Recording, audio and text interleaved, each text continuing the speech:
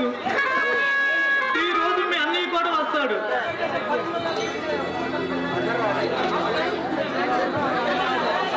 ఏంటమ్మా ఆలోచిస్తున్నావు? ఇంత మమకార బంధాల మధ్య ఈ నిరుపేద కుటుంబంలో నేను ఎందుకు పుట్టాను నాన్న? చూడమ్మా, పంచభూతాల్లో ముఖ్యమైనవి గాలి, నీరు, అగ్ని అనే ఈ మూడింటిని మానవులు సమానంగా పంచుకుంటున్నారు. కానీ ఈ భూమి విషయంలో మాత్రం ఎత్తు తగ్గులు తేడా లేకుండా పంచుకుని ఉంటే నీకు ఇట్టి ఆలోచన వచ్చి ఉండేది కాదమ్మా.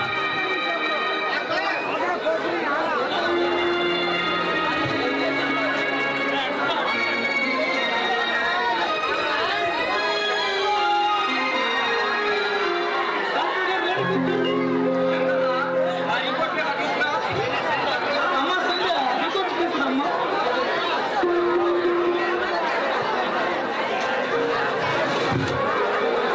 ఇదిగో డాక్టర్ గారు.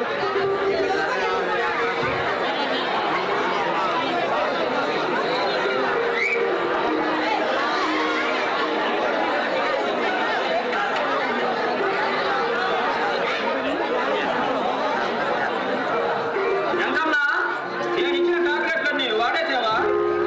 మందులైతే వాడుతున్నాను కానీ మీరు ఇచ్చిన సలహాలు మాత్రం పాటించలేకపోతున్నారు. అంటే ఈ రోజు మళ్ళీ పనిలోకి వెళ్ళావా? అవును డాక్టర్ గారు.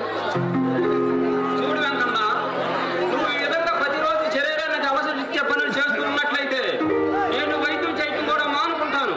బలహీనత ఎక్కువైతే తర్వాత నేను మందులు ఇవ్వడం కూడా అనవసరం అవుతుంది. డాక్టర్ గారు, సుడిగాల్లో దీపం లాంటి నా బ్రతుకుని గురించి ఒక క్షణం ఆలోచిస్తే నా పరిస్థితి మీకు అర్థమవుతుంది. పేదలకాన్ని సూచి జాలిపడి నీ జబ్బు తగ్గుతుందా? ఎంత చెప్పినా సరే సరైన ట్రీట్మెంట్ చేస్తూ బలమైన ఆహారం తీసుకుంటూ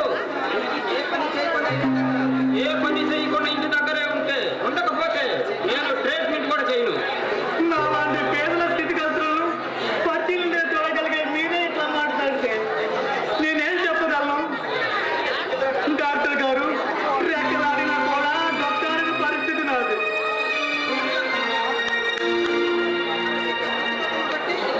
మనిషి ఒక స్థితిగతులను బట్టి పరిస్థితులను బట్టి డాక్టర్ మందులు ఇవ్వరు. ఆ జబ్బును బట్టి మందులు వాడటం అనేది జరుగుతుంది. ప్రస్తుతం బలమైన ఆహారం తీసుకుంటూ కనీసం వారం రోజులైనా ఏ పని చేయకుండా ఉండకపోతే వైద్యం చేయడం కూడా మానుకుంటాను. డాక్టర్ గారు, నా బిడ్డల భవిష్యత్తు కోసం రేం బౌలు మరిచి కండలు కరగ తీసుకుంటూ సరైన తిండి లేక బలవేదికలోనే బ్రతుకుని ఏడవలేని నాకు ఇలాంటి పోషకాహారం ఎక్కడి నుండి లభిస్తుంది డాక్టర్ గారు?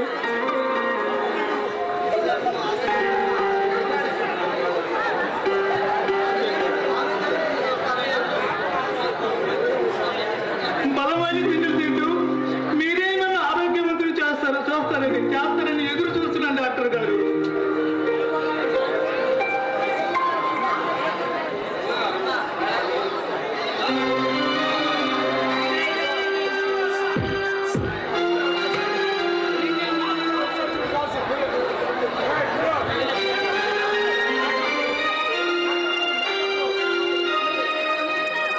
ఈ మందులు తెప్పించుకొని వాడు, లేకపోతే నీ ఇష్టం. ఇంతకన్నా నేనేమి చేయలేను. అలాగే డాక్టర్ గారు. లోపల ఏమైనా సంచున్నాలో తీసుకురమ్మా.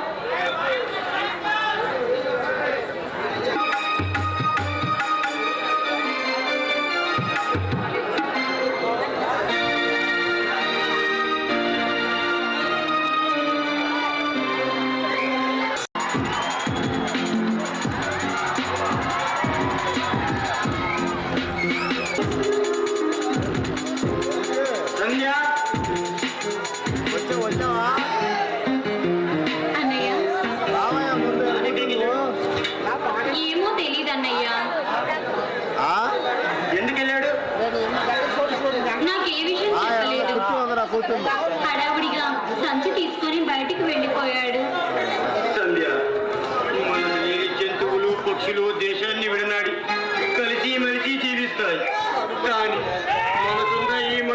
మధ్య ప్రబల దేశం విషయంగా మారి వెల్లుగా సర్వ ప్రపంచాన్నే ముంచేస్తుంది. దయాహీనుల ఏలుబడిలో ఉన్న ఈ శూన్య ప్రపంచంలోనికి నాన్నని భిక్షటానికి పంపించేవా తల్లి?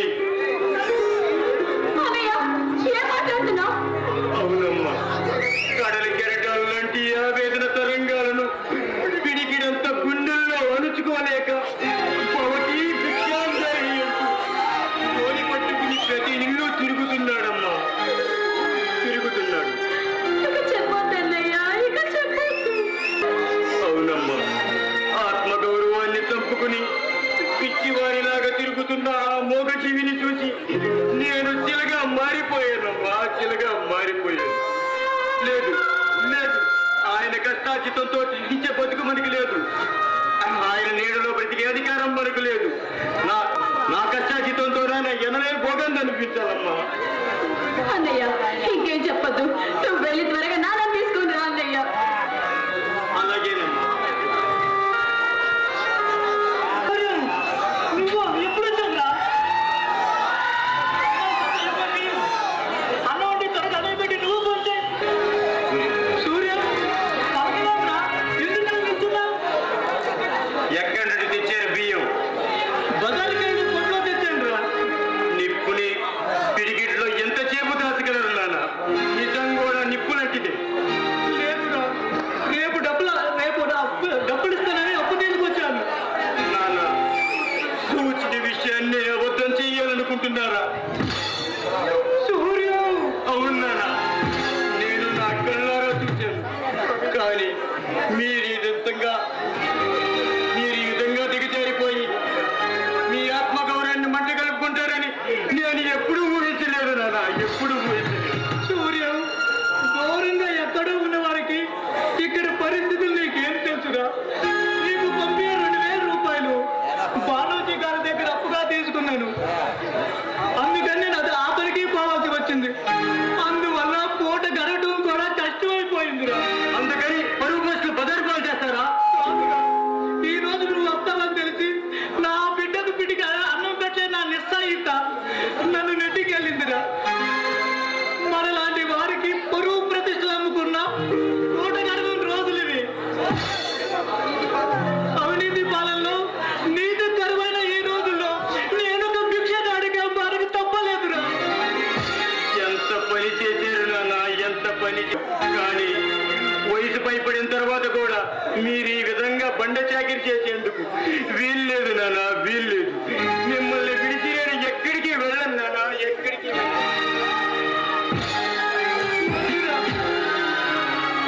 వద్దురా. నా ఆశయం ఫలించిన రోజున అందరం ఒకే ప్రాంతంలో ఉండవచ్చు. నీకు ఉద్యోగం వస్తే ఇన్నాళ్ళు నా కష్టానికి ఫలితం దక్కుతుంది. నా ఆశయం కూడా అదేరా. అప్పటి వరకు ఎన్ని కష్టాలు వచ్చినా నవ్వుతూ ఎదుర్కొంటాను. ఎంఏతో నా చదువు పూర్తి చేసుకోవాలనుకుంటున్నాను నాన్న. పోలీస్ ఆఫీసర్గా ఉద్యోగానికి అప్లికేషన్ కూడా పంపించాను.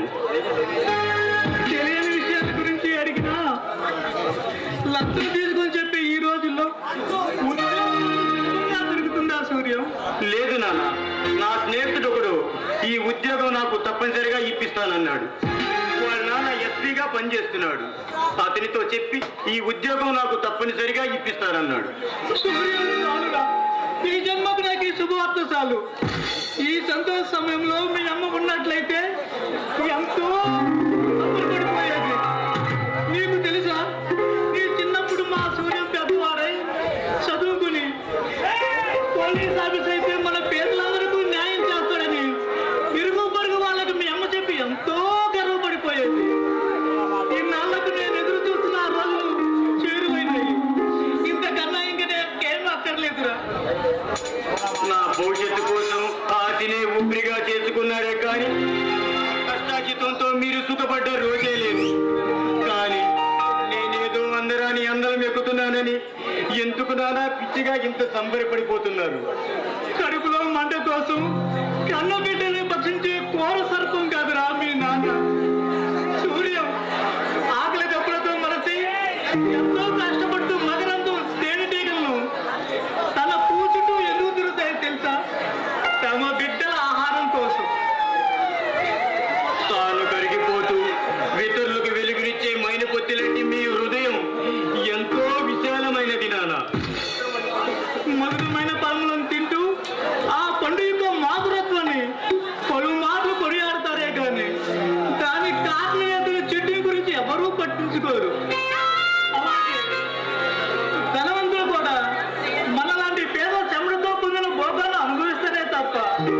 ఆ పేదవాళ్ళ గురించి ఎవరూ పట్టించుకోరు. ఈ తేడాను సమన్వయపరిచే పోలీస్ అధికారి చేయాలని నా శరీర కష్టంతో చదివించాను. అలాగే నాన్న, నాకు ఈ ఉద్యోగం వస్తే నా ఛాయ్ చక్ర మీ యాత్రానికి అండగా నిలుస్తాను. సూర్యం, ఇటువంటి సంధ్యా సమయంలో కూడా నన్ను ఒక ముఖ్యమైన సమస్య బాధించి వేస్తుందిరా. ఏమిటి నాన్న అది? సంధ్యను ఒక వింటిదాన్ని చేయాలని. సంస్కారవంతుడైన యువకుడి కోసం నేను కూడా ఎదురు చూస్తున్నాను నాన్న.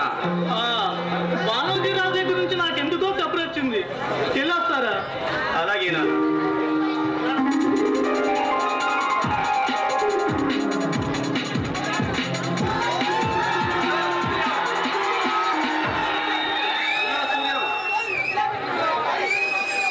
ఎప్పుడు వచ్చావురా?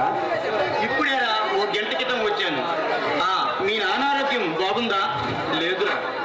ఎలా ఉంది? చనిపోయాడు. మై గాడ్, ఎందుకు ఆశ్చర్యపోతాం? మనలాంటి నిరుపేద కుటుంబంలో ఒక వ్యక్తి అనారోగ్యంతో చనిపోయాడంటే ఆశ్చర్యాలు పడాల్సిన విషయం ఏముందిరా? కావచ్చు, కానీ పోయినసారి నేను వచ్చినప్పుడు కోలుకుంటున్న మనిషి ఎంతలోనే చనిపోయాడంటే ఎవరైనా ఆశ్చర్యపోక తప్పదురా. దారిద్ర జీవితం అనేది మనం పుట్టుకతోనే పొందిన మొట్టమొదటి హక్కురా.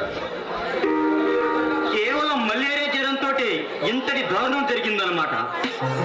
ధనవంతుల దృష్టిలో అది కేవలం జ్వరం మాత్రమే, కానీ మనలాంటి బ్రతుకులతో పోల్చుకుంటే అది క్యాన్సర్ కన్నా ప్రమాదకరమైందిరా. గవర్నమెంట్ హాస్పిటల్లో జాయిన్ చేసేవుగా? అది గవర్నమెంట్ హాస్పిటల్ కాబట్టి మా నాన్న ప్రాణాలు తీసుకుంది. వాట్? అవునరా సూర్యం, హాస్పిటల్కి వెళ్ళక ముందు ₹1 కూడా విలువ చేయని మా నాన్న ప్రాణం మరణ దశలో మాత్రం ₹1,00,000 దాటిందిరా. రాము, ఏమిట్రా నువ్వు అనేది? నాకేమీ అర్థం కావటం లేదు. హాస్పిటల్ నుంచి జ్వరం నుంచి కోలుకున్న మా నాన్నను ఇంకా 2 రోజుల వరకు హాస్పిటల్లో ఉండాలని డాక్టర్లు నిర్బంధించారు. ఓ రోజు నాన్నకు రొట్టె కోసమని బజార్కి వెళ్ళి 50 పైసల కోసం కనిపించిన ప్రతి ఒక్కరిని అర్థించారు. గవర్నమెంట్ హాస్పిటల్లో రోగులకు రొట్టెలు ఉచితంగా పంచుతారుగా. అది లంచగొండితనం అర్థమైనప్పుడు జరుగుతుందేమో, కానీ ప్రస్తుతం మాత్రం అలా జరగటం లేదు. ఆ తర్వాత ఏం జరిగింది? నిరాశ నిస్పృహల మధ్య సాయంత్రం 6 గంటలకి హాస్పిటల్కి చేరుకున్నాను. నాన్న బెడ్ మీద లేడు. ఎక్కడికి వెళ్ళాడు? ఆ విషయం తెలుసుకుందామని హాస్పిటల్ మొత్తం వెతికాను.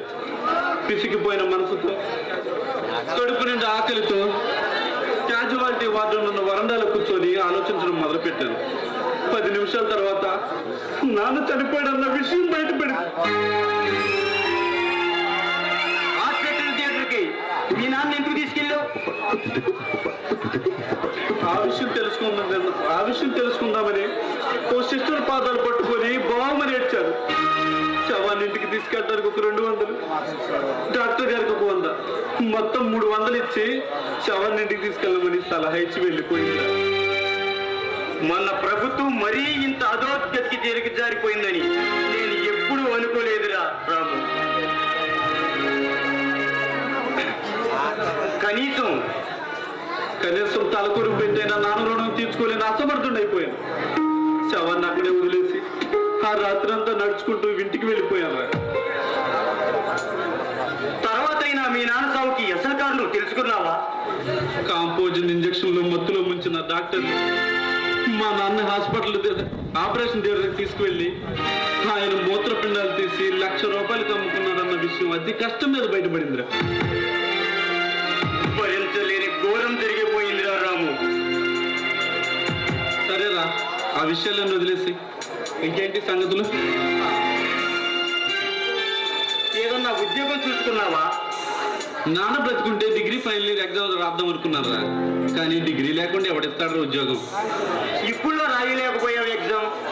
ఇప్పట్లో అర్హత లేని వాడిని అయిపోయాను రా. పైగా నాన్న ఆరోగ్యం చేసిన అప్పులే కట్టలేకున్నాను. ఉదయాన్నే 10 గంటలకు పనికి వెళ్తే సాయంత్రం వరకు ₹10 కూడా రావట్లేదురా. ఈ రోజు ఇంటి దగ్గరే ఉంటావుగా? లేదురా సూర్యం, నువ్వు వచ్చావని ఇలా వచ్చా. వస్తారా? సరే, నేను వస్తారా.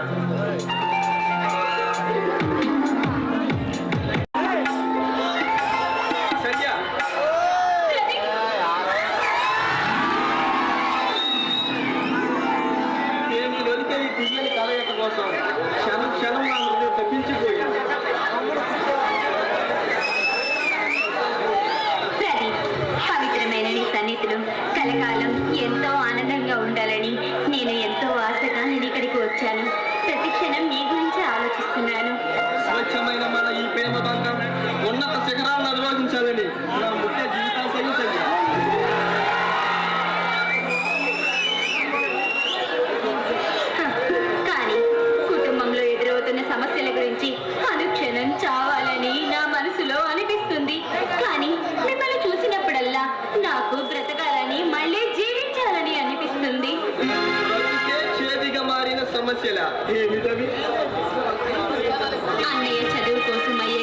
ఒకవైపు, ఇంటి ఖర్చులు ఒకవైపు, అనారోగ్యంతో బాధపడే నాన్నను చూడలేక బాధపడుతున్న నేను ఒకవైపు.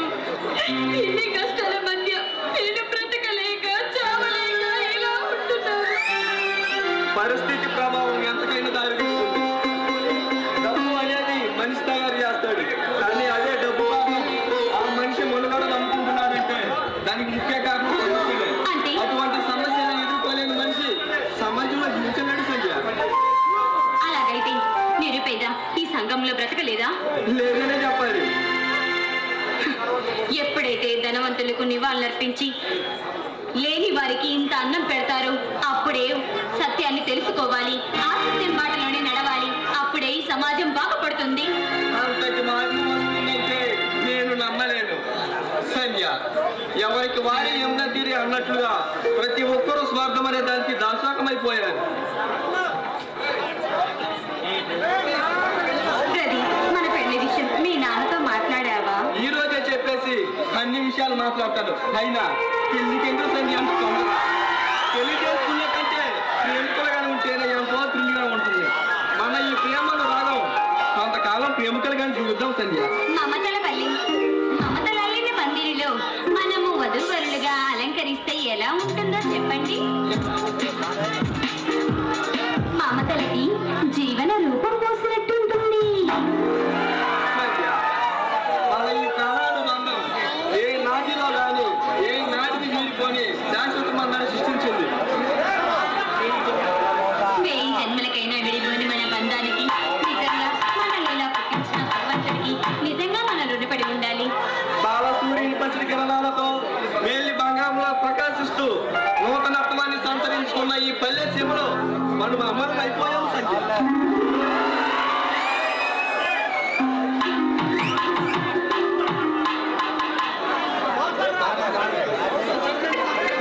ఈ చెట్లన్నీ మన ప్రేమని కీర్తిస్తున్నాయి. ఈ విశాల ప్రపంచంలో మనం హాయిగా జీవించాలని ఎంతమంది నిలిచిపోయావు? నా పొరుగు ప్రతిష్ట మంట కలిపి ఇంత నీతిగా మారిపోయావా? నరికినా పాపం లేదు. ప్రదీప్, మీరు వెళ్ళండి. ఊరంతా అనుకుంటుంటే నేనేదో అనుకున్నాను. నాకు ఇంత అపకీర్తి తెచ్చి పెట్టినా నీ ముఖం చూస్తుంటే నేను ఎలా బ్రతకాలనుకున్నావు? నాన్న, నేను మీ పరువు తీసేంత తప్పు నేనేమీ చేయలేదు నాన్న. ఎందుకు ఆవేశపడుతున్నావు? ఏ తప్పు చేయలేదంటూ తప్పించుకునే ప్రయత్నం చేస్తావా? ఇంతకన్నా ఏం తప్పు చేయాలి? నిప్పులాంటి నా కుటుంబాన్ని మంట కలిపి పశువులా ప్రవర్తించు. కూటికి నిరుపేదనైనా పరువుకు మాత్రం పేదలు కాదు. నీ భవిష్యత్తు మాత్రం నేను కల్లని కన్నీటి దారులకు మార్చిన నువ్వు నా బిడ్డ వాళ్ళు పుట్టినందుకు నేను బాధపడుతున్నాను. నాన్న, నేనేమీ తప్పు చేయలేదు నాన్న. నాకు కాబోయే భర్తనే నేను ఎంచుకున్నాను. అంతకు మించి నేను ఏ తప్పు చేయలేదు నాన్న. ఈ కలబల మాటలతో నా మనసు మార్చడానికి ప్రయత్నిస్తావా? నీ పెళ్లి విషయంలో బతుకగల తండ్రిగా నా ఈ కాలం వ్యతిరేకించేందుకు గమనించారు. నేను ప్రదీప్ మనసారా ప్రేమించుకున్నాం, పెళ్లి చేసుకోవాలనుకున్నాం నాన్న. అది ప్రేమగానే పారమ్మై అన్యాయం జరిగినట్లు అర్థమవుతుంది. ప్రదీప్ చాలా మంచివాడు నాన్న, గొప్ప సంస్కారవంతుడు కూడా. అది కాక నా కాబోయే భర్త కూడా. ప్రదీప్ మీద నీకు ఎలాంటి అనుమానం అక్కర్లేదు నాన్న. ఆడదానికి జీవితం అరిటాకు లాంటిది. మధ్యపడితే మాటిపోయేది కాదు. ఇప్పటికే ప్రజలందరూ నిన్ను కులతని బ్రేలెత్తు చూపుతున్నారు. నాన్న, నేను ప్రదీప్ పెళ్లి చేసుకున్న రోజు ఈ ప్రజలందరి నోరు తప్పున మూపిస్తాను. అప్పటి వరకు మీరు ఆలోచించకండి, ఆవేశపడకండి. ఒక ఉన్నతమైన స్థలంలో వ్యక్తితో ఒక నిరుపేదరాలికి పెళ్ళ. ఇది జరిగేది కాదు. ప్రదీప్ చాలా ఉన్నతమైన వాడు.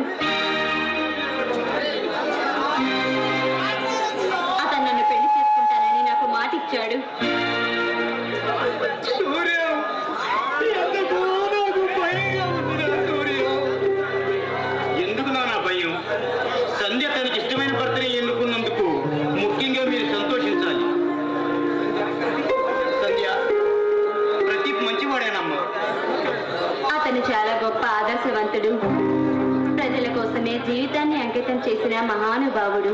నిజంగా చాలా మంచివాడు అన్నయ్య. మీ పెళ్లి విషయం గురించి మాట్లాడేవా? ఈ రోజే వాళ్ళ నాన్నగారితో మా పెళ్లి విషయం మాట్లాడి పెళ్లికి ముహూర్తం పెట్టిస్తా అన్నాడు. మీరేమీ ఆవేశపడద్దు. సరే సంధ్య, లోపలికి వెళ్ళి నాన్నకి అన్నం పెట్టు.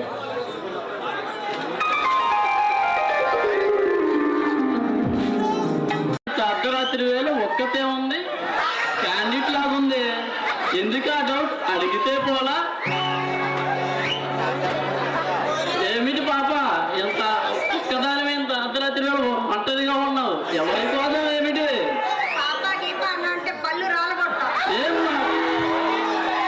ఏమిటి పాప, నీ పళ్ళు అంత వీక? నీ కోసం నా పల్లెలు పాప, నా ప్రాణమైన ఇచ్చాను.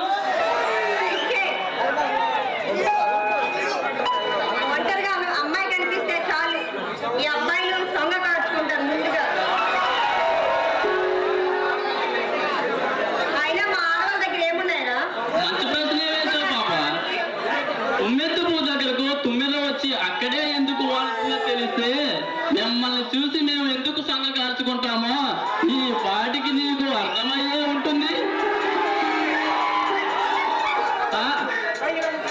అయినా పైన కనిపించే సంఘం మాత్రమే నీకు కనపడుతుంది, కానీ వాళ్ళ తడిచేట మాత్రం నీకు కనపడుతుందా పాప? అదే పాప, వాళ్ళ తడిచే చెమటలే. అన్ని డబుల్ మీనింగ్ ఆలోచిస్తే ఇలానే ఉంటుంది మరి. చెప్పు పాప, నిమిషంలో చేస్తాను. చిన్నగంజంలో డ్రామా జరుగుతుంది. అక్కడ మా అక్క డాన్సర్ గా చేస్తుంది. నేను అక్కడికి ఏమిటి, నువ్వు చిన్నగా వెళ్తున్నావా? ఇక నీకు అదే వచ్చిందిలే. చిన్నగంజం కుర్రోళ్ళు మామూలు కాదు పాప. వాళ్ళ చూపులతోనే అమ్మాయికి పొవ్వాటి చింతకాయలు మామిడికాయలు చూపించేస్తారు మరి. వాళ్ళు మాత్రం అలాంటి పాప. నువ్వు కానీ అక్కడ కానీ వెళ్ళావే అనుకో, నీకు మీ యొక్క గోందు లభలు అన్నాడు. నువ్వు చెప్పింది నిజమేనా? నన్ను నమ్ము పాప. మీరు చాలా మంచివాళ్ళ కనిపిస్తున్నారే.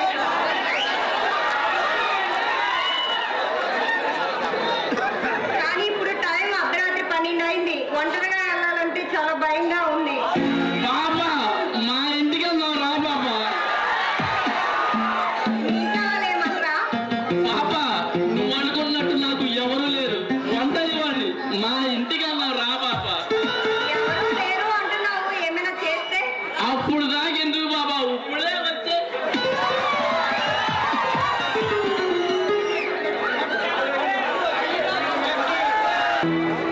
మా ఇంటికి రమ్మని కబురు పెట్టా, రాలేదే? నేను వచ్చానయ్య గారు, కానీ మీరే ఇంటి దగ్గర లేరు.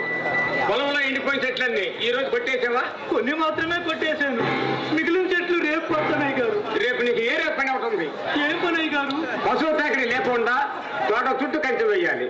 అయ్య గారు. వస్తా. అయ్య గారు, ఏమిట్రా? అదేనయ్య గారు. ఎందులో సందేశం ఏమిటో చెప్పు. ఒక శుభకార్యం జరిగేందుకు మీ అంగీకారం కోసం ఎదురు చూస్తున్నాను అయ్య గారు. ఏమిటది? మా సంధ్య, చిన్నబాబు ప్రదీప్ ఒకరినొకరు ప్రేమించుకున్నారు. పెళ్లి కోసం మీ అంగీకారం కోసం ఎదురు చూస్తున్నారు అయ్య గారు. ఈ ప్రేమలు అనేవి సర్వసాధారణంగా ఈ కాలపు కుర్ర చుక్కలు ఎంత వాడిని గట్టిగా మందరిస్తాను. ఇక నుండి నీ గర్భ తొక్కకుండా, నీ కూతురు మాకు చూడుకోకుండా వాడు మరుచు నేను మారుతా, బాధపడతాను. సంధ్యకు చిన్నబాబుకి అక్రమ సంబంధం ఉందని ఇప్పటికే ఊరంతా మారం రాగిపోతుంది. ఇప్పట్లో మా సంధ్యను చిన్నబాబు చేసుకోని ఉంటే దానికి జన్మలో పెళ్ళి అర్హత లేదయ్య గారు. రాత్రి పొద్దు లేదు నా వెంకన్న. అందరని ఆశతో, అర్జునని ఆశతో అందరి ఎక్కాలని ఆశించే వాడికి జీవితం అంతా భారత్ని తెలుసుకుని మసులుకో. మీరు చెప్పింది నిజమే కావచ్చు, మీతో వీలుంది అర్హత నాకు లేదని కూడా తెలిసాయి గారు. కానీ పరిస్థితి అడ్డుదాడిపోయింది. నా కూతురు తలతని ఊరంతా ప్రేలెత్తి చూపుతుంది. వెంకన్న, వాళ్ళిద్దరిని ఆశీర్వదించి నా బిడ్డ అపవాదు తుడి చేస్తారని ఆశపడుతున్నారు. ఎక్కడన్నా మాణిక్యం అనేది ఉండాల్సిన స్థానంలో ఉంటే తప్ప మట్టిలో ఉంటుందని ఇటువంటి కోల్పోతుంది. అంతస్తులు మనిషి ఈ విధంగా కోరుతాం నీ ఎవరెక్కడికి అస్తం మనసు పరిమళాన్ని వెళ్తలే పువ్వులు మట్టిలో పడవేసిన దాని సువాసన పోలయ్య గారు. నీతి నిజాయితీని బట్టి అంతస్తు నిర్ణయించలే కానీ డబ్బును బట్టి నిర్ణయించకూడదయ్య గారు. ఆలోచన లేకుండా తాను నమ్ముకున్న సిద్ధాంతాలే నిజమని నమ్మి ఆచరణ పెట్టినంత మూర్ఖుడు ఈ ప్రపంచంలో మరొకరు లేడు. డబ్బుతో ఎదుర్కొనొచ్చాం కానీ నీతో డబ్బంతా కొంటాం. అవును, నేడు సమాజం అంతా కూడా మీరు చెప్పినది ప్రాతిపది మీదే నడుస్తుంది. జాతి మనుగుని మంట కలిపి వ్యవస్థ విధానం నశించినప్పుడే అది సాధ్యపడుతుంది. లేని సాగు జంతువు డబ్బుతో అహింస మార్గానికి అన్యాయం చేస్తాను సింహంతో కట్టు కాల్చుకోవద్దు. అమాయకులు కొల్లగొట్టిన లక్షలు సంపాదించేవాడు నీకు ద్రోహం చేశాడని గొప్పవాడు కాలేడు. మనిషి రక్తానికి అలవాటు పడ్డ పులి మనిషినే చంపుతుంది. సమాజాన్ని దోచుకుని చంపు చేసుకుంటూ నేర్చిన మనిషి తన వృత్తిని విడాలనే విషయం వాస్తవమే కావచ్చు. కానీ పరిస్థితిని పరిశీలన చూడగలిగే మీరే ఈ విషయంలో మన ఇద్దరి మధ్య అంతస్తుని అడ్డుకోవడం కట్టం న్యాయం కాదు గారు. ఎక్కడన్నా నీ మీద నాకుండా సానుభూతి కొట్టి ఎంతసేపు నీతో మాట్లాడుతున్నా కానీ నాకే న్యాయశాస్త్ర రీతిలో నీ వాదన శుద్ధించిపోతుంది. మీకు నీతిలో పోషించేందుకు శక్తివంతుడు కాదయ్య గారు. కానీ నూరేళ్ళ నా బిడ్డ జీవితం మంట కలపవద్దని మిమ్మల్ని వేడుకుంటున్నానయ్య గారు. మా ప్రత్యేక సంధిలో దొరుకుతున్న కళ్ళు కూడా భావించుకోవద్దు. వాళ్ళతో ప్రేమకాలు కొలేసి నీకు తగిన వాడికే పెళ్లి జరుగుతుంది. లోకులు కాకులు లాంటి వాళ్ళయ్య గారు. అందుకే నేను సంపాదిస్తున్నా. లోకులు కాకులంటే కాబట్టి నా పొడిపచ్చిన కాపాడుకోవాలా. వస్తా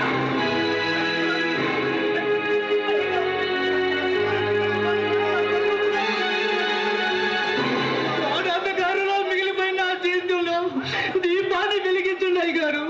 నా బిడ్డ జీవితం నాశనం చేయకండి అయ్య గారు. అయ్య గారు, అయ్య గారు. చివరికి ఒకే ఒక మాట చెప్తున్నా. కట్టం డబ్బులు 20,000 రూపాయలు ఇస్తేనే ఈ పెళ్లి జరుగుతుంది, లేకుంటే ఈ పెళ్లి జరగదు. వస్తా. కడుపు నిండా అన్నం కూడా సంపాదించుకోలేను నేను 20,000 రూపాయలు ఎక్కడి నుంచి తేగలయ్య గారు. ఈ ఇష్యూలో ఇంతకంటే వేరే ఏదైనా తోడ్పడలేను. నువ్వు సానుభూతి పడడు కాబట్టి ఈ స్వప్న కథంతో ఈ పెళ్లి తప్పుకుంటున్నా. వస్తా. తక్కువ కట్టుగా ఈ పెళ్లి ఒప్పుకొని నాకు ఎంతో సాయం చేసినట్లు మీరు తెగ మురిచిపోవచ్చు. కానీ ఇందులో మీ సాయం నాకు రవ్వంత కూడా లభించలేదని తెలుసుకోలేకపోయారు. కళ్ళు లేని గుడ్డి వాడికి కళ్ళజోడు సాయం చేసినట్టు ప్రేమ చూపు రాదయ్య గారు, చూపు రాదు.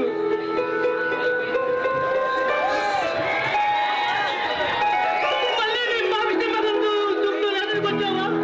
చూడు, నువ్వు నా బిడ్డ వాళ్ళు పుట్టినట్టునే పడుతున్నా బాధలు కల్లారో చూశాను. నీ సుఖం కోసం రెక్కల ముక్కలు చేసుకున్నా నాకు ఇంత కడుపు కోపించి పెట్టామని నేను ఎప్పుడూ అనుకోలేదు. నేను చేసింది తప్పైతే నన్ను క్షమించండి, నన్ను శిక్షించండి. అంతేకాని మీరు మాత్రం బాధపడకండి నాన్న. 20,000 రూపాయలు సంపాదించి అతనికి ఇచ్చినప్పుడే నువ్వు ఆ ఇంటి బోర్లకు అడుగు పెట్టు.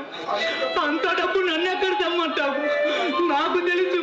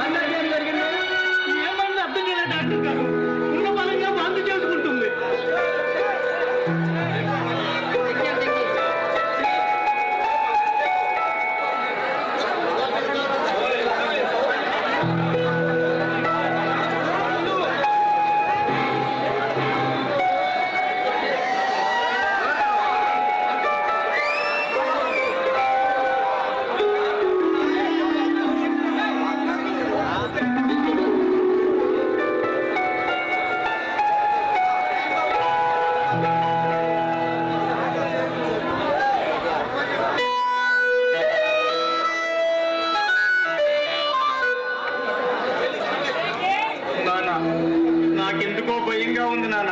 ఎందుకురా? సంధికేమన్నా అవుతుందేమోనని. అదేం కాదురా, వైద్య రాశి వల్ల బాంధి చేసుకుంటుంది. ఇంత చిన్న విషయానికి ఎందుకు అంత కంగారు పడిపోతావు? నాన్న, డాక్టర్ గారు ఏమైనా మందులు రాస్తే డబ్బులు ఎక్కడి నుండి తేవాలి నాన్న? డాక్టర్ గారు, ఏంటన్నా నువ్వు ఒక విషాదకరమైన వార్త వినవలసి వచ్చింది. ఏమిటది? మీ అమ్మాయి తల్లి రాబోతుంది. డాక్టర్ గారు, మీరు చెప్పేది నిజమా? అవును, వెంటనే అబార్షన్ చేసి గర్భం తీసేస్తే తప్ప మీ కుటుంబానికి వచ్చే మచ్చ అలాగే నిలిచిపోతుంది. డాక్టర్ గారు, మీరు నిరూపించినంత మాత్రాన మా కుటుంబానికి ఎట్టి కలంకం రాదు. ప్రేమించుకోవటం నేరమైనప్పుడు మాత్రమే అది మచ్చగా నిలుస్తుంది. అంటే సంధ్య ఎవరిని ప్రేమించింది? తన ప్రేమికుడైన ప్రదీప్తో మా తండ్రి పెళ్లి తొందరలోనే జరిగి తీరుతుంది. విషయం తెలుసుకోకుండా శాస్త్రీయంగా మాట్లాడే మీరు తప్పిదంటే ఏమిటి తెలియదు. వెంటనే ఇక్కడి నుంచి దయచేయండి. సూర్యం, అది ఎవరనుకున్నారురా? మరం గదిలో ఉన్నప్పుడు దేవుడు కొంచెం ప్రేమదాత. ఆయన అల్లరి పంచడంలో ప్రస్తుత సభ్యత ఏమిటో నిర్దేశించలేదురా. ఏమిటిదో నాకు తెలియనిది. విషయం తెలుసుకోకుండా ఎంత సభ్యంగా మాట్లాడే ఎదురు గౌరవించదగ్గ వ్యక్తి కాదు. నోర్మి! డాక్టర్, డాక్టర్ గారు.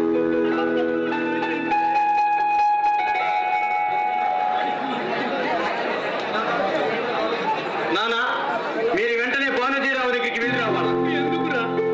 సంధి పెళ్లి విషయం చెప్పి పెళ్లి ముహూర్తం పెట్టించడానికి. అది జరిగేది కాదురా. నానా,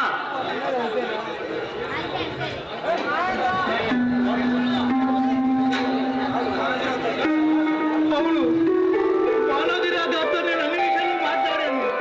పేదని పిల్లలు చేసుకుంటే తనకి అప్రతిష్టని నన్ను తిరస్కరించి వెళ్ళిపోయాడురా. నాన్న, ఆయన పాతాల మీద పట్టుకుని బతుకున్నాడిన తర్వాత కట్నంగా 20,000 రూపాయలు ఇస్తేనే చేసుకుంటానని ఒప్పుకున్నాడు. ప్రదీప్ని కలుసుకున్నావా? ఎందుకురా?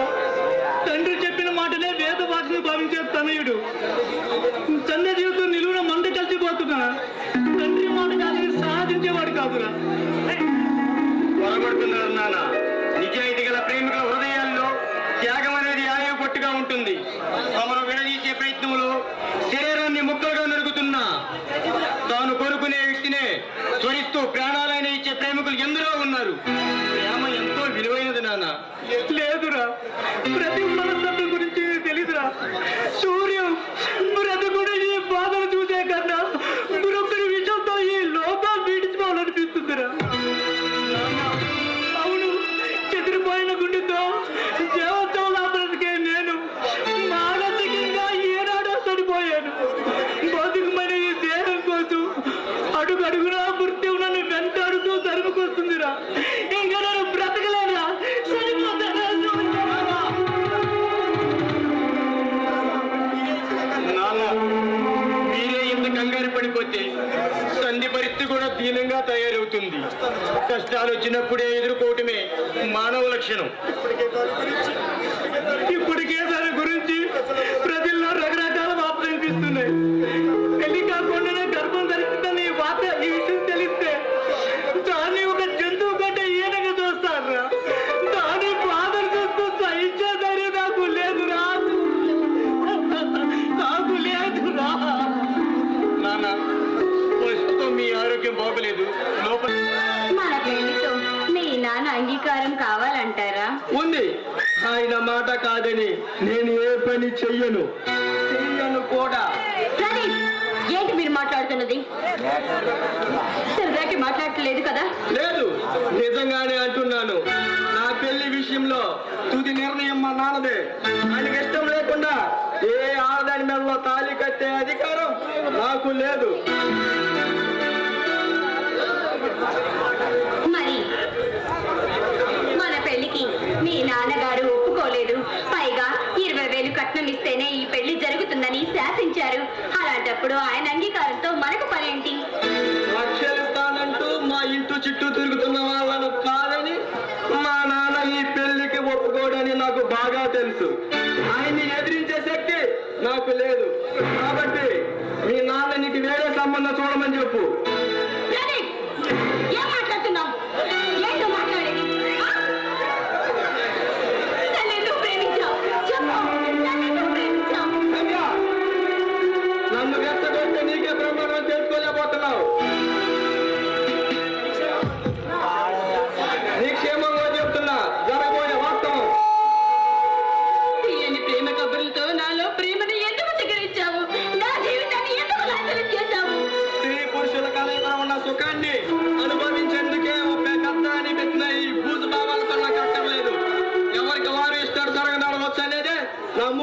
కాంతో.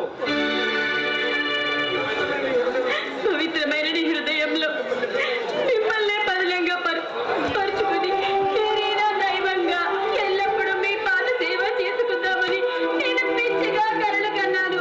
ఇప్పుడు మీరు నన్ను కాలదంటం న్యాయం కాదు. మీరు చెంత లేకుండా నేను బ్రతకలేదు. భార్యగా చెంత నువ్వు ఉంటే నేను కూడా బతకలేను.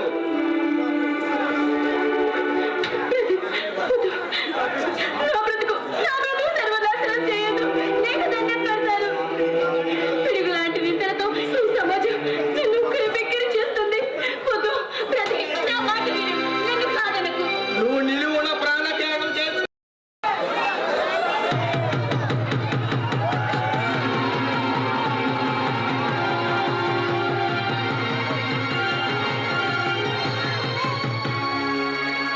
నాన్న, నేను మోసపోయాను. నన్ను బ్రదర్ మోసం చేశాడు. మచ్చలేని ఈ కుటుంబంలో నేను మా ఆయన మచ్చగా మిగిలాను. ఇక నేను బ్రతికి ఎవరికి ఉపయోగం? అందుకే నేను చావాలనుకుంటున్నాను. నా చావు అందరి ఆడవాళ్లకు గుణపాఠం కావాలి. మరే ఆడపిల్ల ఒక మగాడి చేతిలో మోసపోకుండా ఉండాలి. అందుకే నేను చావాలి.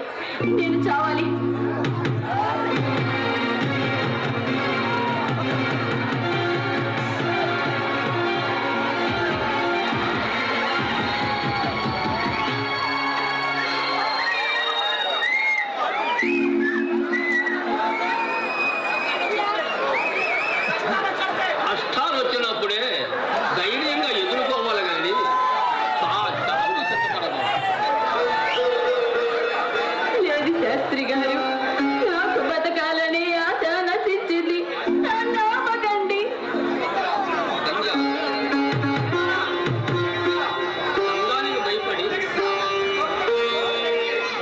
అంగానికి భయపడి సాగును కోరుకోవటం తిరిగి వాళ్ళతాను.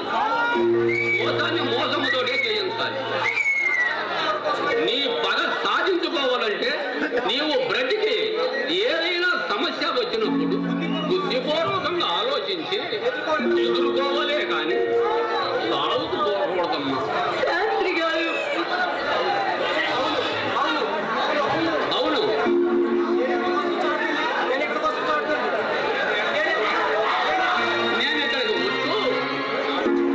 నీ సాధుల గుండి నీ సంభాషణ అంతా సంపూర్ణంగా విన్నాను. అందులో నీ తప్పేమీ లేదు. వంచన చేయబడ్డావు. నిశ్చంతగా ఉండు. శాస్త్రి గారు, ఏమిటిదంతా? పెళ్లికి నిరాకరించిన ప్రతీపు సంజను వదిలేశాడని ఆత్మహత్యకు సిద్ధపడింది. ప్రతీపు కూడా పెళ్లికి నిరాకరించాడా? అవును.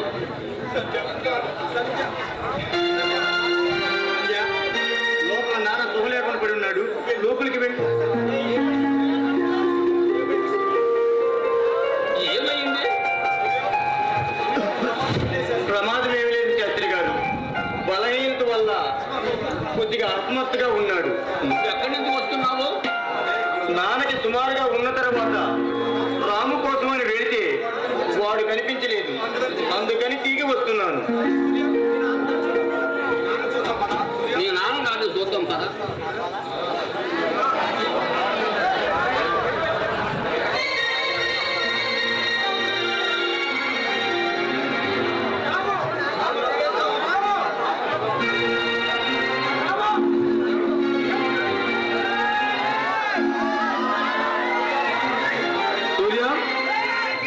సూర్య,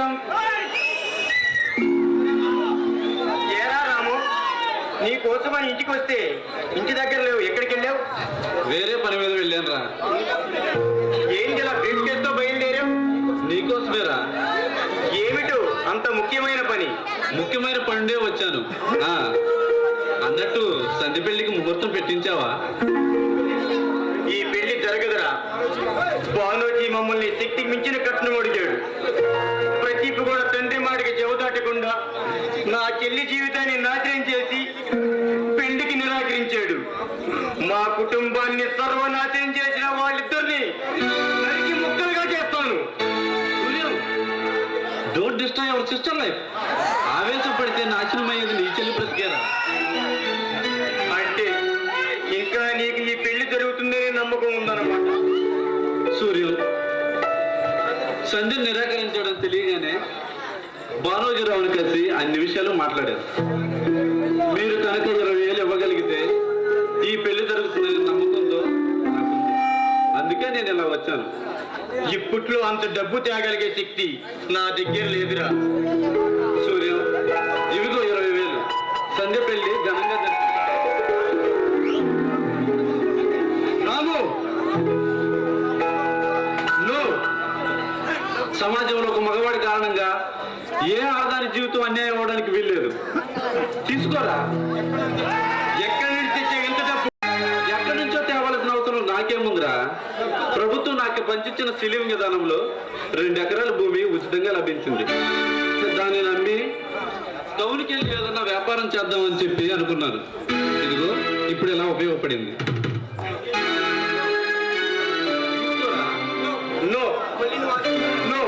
రాము, మళ్ళీ నువ్వు ఆ దరిద్ర జీవితంలో అడుగు పెట్టడం నాకు ఇష్టం లేదురా. మన స్నేహానికి అడ్డుగోడ కడుతున్నావా? ఇది సమాజంలో ఎదురయ్యే మామూలు సమస్య కాదురా. నీ చెల్లి జీవితాన్ని దహించి వేసే కారు చిచ్చు లాంటిది. తీసుకోరా. వద్దు, నేను తీసుకోలేను. సూర్యం, ఎందుకని కావాలని నన్ను ఇంత నిరాకరిస్తున్నావు? ఏనాటికైనా శాశ్వత బంధాన్ని సృష్టించాలనుకున్న మా స్నేహానికి ఈ విధంగా అడ్డుగోడ కడుతున్నావా? రాము, ఎంత మాట అన్నావురా. నీ కోసం నవ్వుతూ నా ప్రాణాలైన ఇవ్వగలని తెలిసి కూడా పొరబడుతున్నావురా. దారుణమైన ఈ పరిస్థితుల్లో కూడా నన్ను నిరాకరిస్తున్నావంటే నీ ఉద్దేశం నాకేం అర్థం కావట్లేదు. పైగా నేను ఈ డబ్బే నీకు ఉచితంగా ఇవ్వట్లేదు. ఏనాటికైనా తిరిగి ఇవ్వగలిగేవన్న నమ్మకంతో ఇస్తున్నా. తీసుకోరా. తీసుకో. ఓకేరా సూర్యం.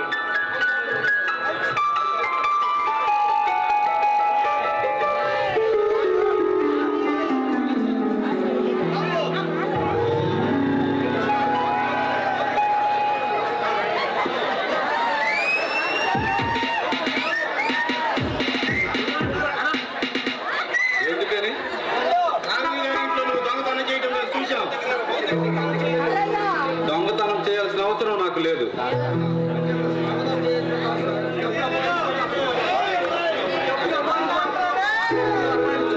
అబద్ధం ఆడతావా? మర్యాదగా స్టేషన్కి పద. దొంగతనం నేనే చేశానని ఎలా నిరూపించగలరు? నువ్వు వీటికేస్తో పారిపోతాను కదా, మేము చూసాం.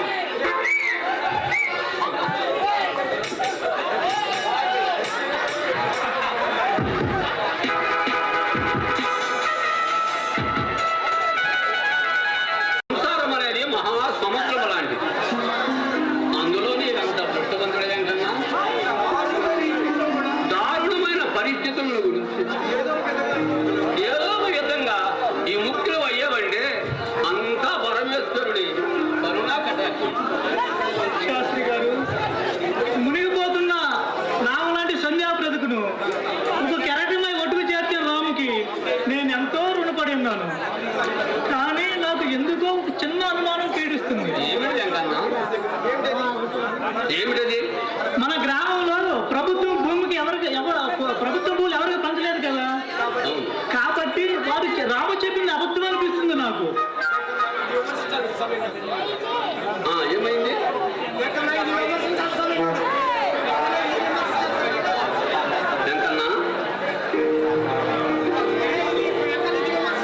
ఎంకన్నా, ఇది నీవు విమర్శించాల్సిన సమయం కాదు. చీకటి తెరల నుండి నిన్ను కాపాడి నీ జీవితానికి ఒక వెలుగును ప్రసాదించిన ఆ రాముల గురించి నువ్వు అనుమానించాల్సిన అవసరం లేదు.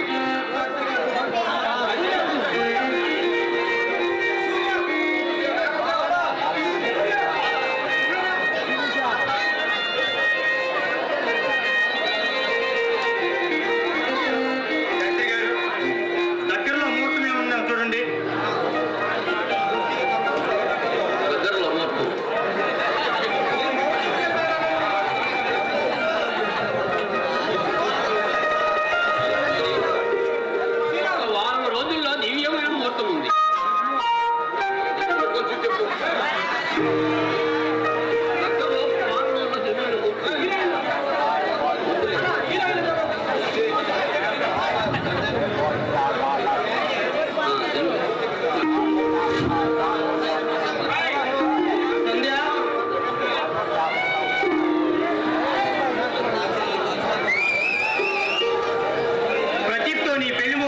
జరిపించబోతున్నాం.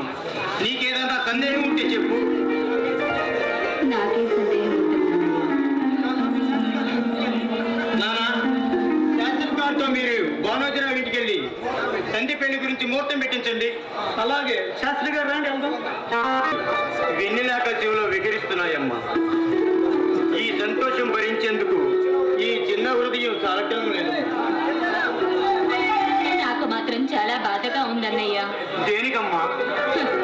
ఎప్పుడు కేవలం డబ్బు కోసమే చూసే ప్రదీప్ రేపు ఎలా మారిపోతాడా అని నాకు చాలా భయంగా ఉంది. కానీ తప్పనిసరిగా అతనే నీ మెడలో మూడు ముళ్ళు వెయ్యాలి కమ్మా. సూర్యం, ఇదిగో లగ్నపత్రిక చదువు. నానా, ప్రదీప్ కూడా సంధి పెళ్లికి తిరస్కరించకుండా ఒప్పుకున్నాడా? వాళ్ళ మాట కాదనేవాడు కాదురా. కిడ్డీలు మనకున్న బాధ్యత కట్టి ఏకతో ఉంచాడు. సూర్యం, పొద్దుపోయి దొరుకుతున్నాం పద. నానా, నాకు రాముతో కొంచెం పనుంది. రాము దాకా వెళ్ళి వస్తాను. ఎప్పుడు జాగ్రత్త. సంధ్య, లోపలికి వెళ్ళిపోతాం.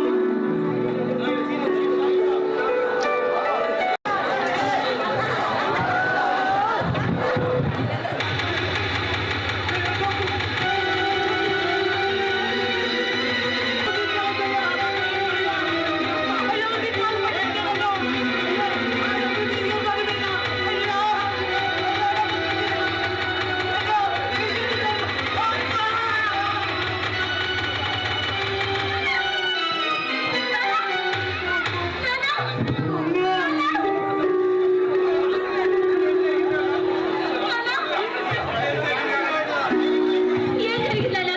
ఏం జరిగింది? అమ్మా, నా ఆకులని పంపు చేసి దుర్మార్గులు ఎవరో డబ్బులు దోసుకెళ్ళారు. ఈ పరిస్థితుల్లో నేనేం చేయనమ్మా, నేనేం చేయను. వద్దులానా, మీరు బాధపడకండి. మీరు బాధపడితే నేను చూడలేను నాన్న. అమ్మా, నిరంతరము ప్రవహించే కన్నీటిగా బ్రతుకుతూ నిద్రలు మర్చిన నా గుండె కూత రాక్షసులు తెలియదమ్మా, తెలీదు. అదుగో అదుగో పశుదారిగా కనిపించే కాల సర్పం. అమ్మా, నిన్ను కాటేసేందుకు మరలా దగ్గరకు వస్తుంది. సంధ్య తప్పుకో, సంధ్య తప్పుకోమ్మా, తప్పుకోమ్మా. సంధ్య, నిన్ను బలితీసేందుకు మరలా వస్తుంది. కావాలంటే నన్ను బలితీసుకో. అక్కడ ఏమీ లేదు నాన్న. ఒక్కసారి చూడు నాన్న. నాకేమీ కాలేదు. నేను చాలా సంతోషంగా ఉన్నాను నాన్న. సంధ్య, స్త్రీకి మంగళప్రదమైన తాళితో కలకల్లాడుతూ పురుగుముడుతూ నిన్ను మనసారా తీర్చి అత్తవారింటికి పంపాలని నేనెంతో మురిసిపోయాను. నా మృగం ముక్కలవుతుందని నేను అనుకోలేదమ్మా. నాన్న, ఈ పెళ్లి జరగదని మీరు ఎలాంటి బాధ పెట్టుకోకండి. అవసరమైతే ఈ జన్మంతా ఇలాగే ఉండిపోతాను. అంతేకాని మీరు మాత్రం ఇలా దిగులు పడకండి. నాకంతే చాలు. అమ్మా, ఆ జన్మాంతం సంధ్య కాదు. సంధ్య, ఈ ప్రపంచంలో ప్రతి మనిషికి ఒక క్షణం భరించలేని గుండె బరువు. ఆ బరువును క్షణం క్షణం మోయటం కంటే ఒక్కసారి చనిపోవటం మేలనిపిస్తుంది. అమ్మా, నేను చనిపోతానమ్మా.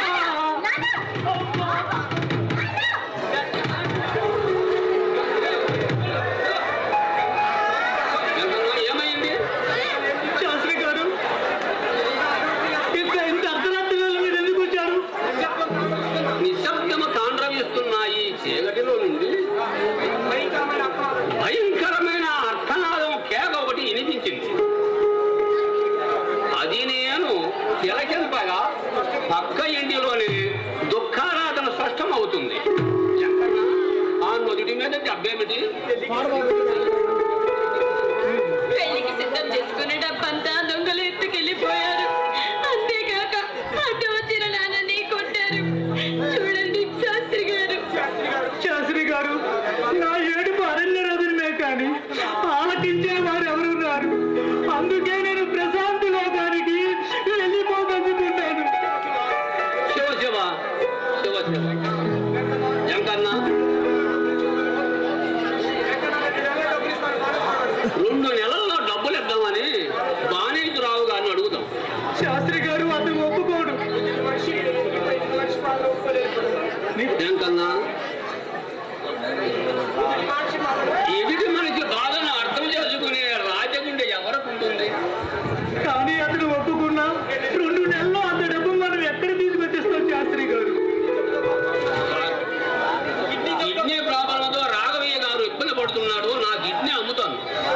వద్దు శాస్త్రి గారు, మీ విలువైన జీవితాన్ని నాశనం చేసుకోవద్దు.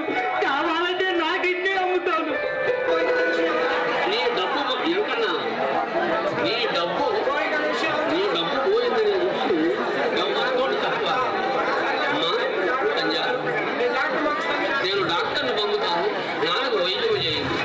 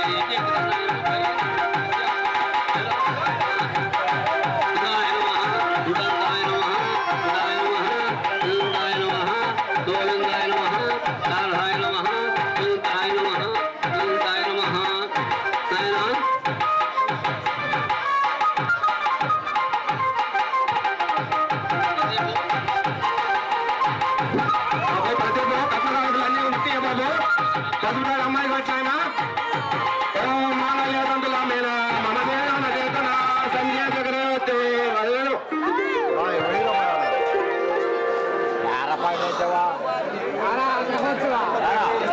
కట్టండ పేరు వేలిస్తే తాళిగడం జరుగుతుంది. జరగరాని ఘోరం జరిగిపోయింది. 2 నెలలకు మీ డబ్బు తప్పక తెచ్చేస్తున్నాయి గారు.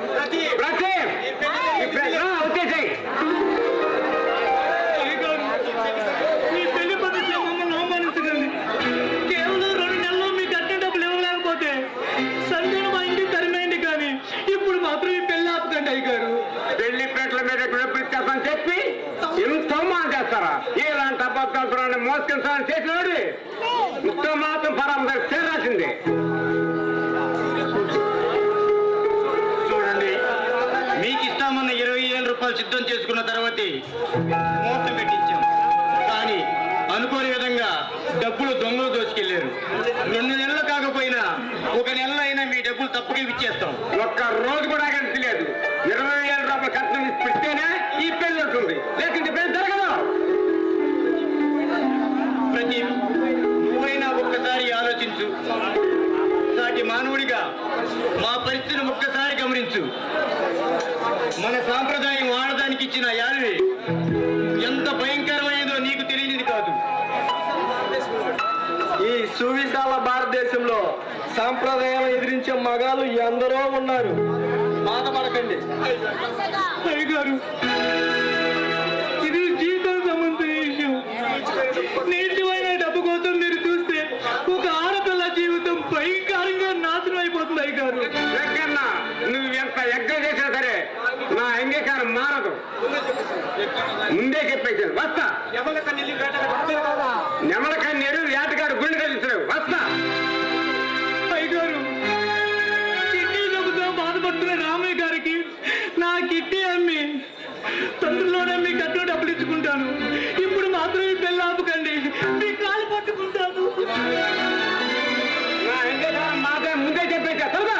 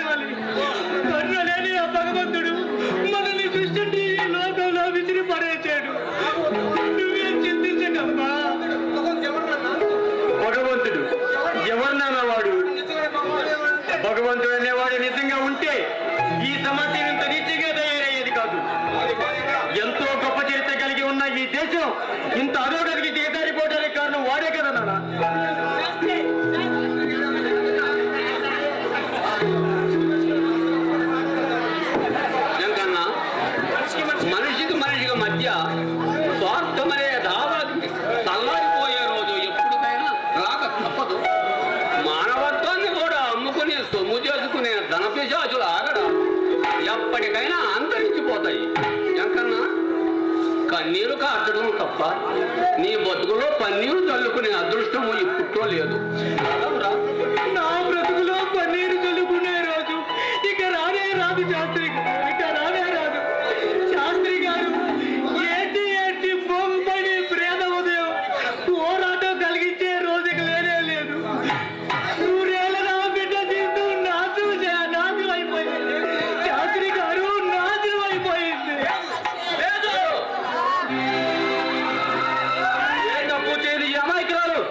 ఎంత ఘోరమైన శిక్షణ అనిపించడానికి వీల్లేదు.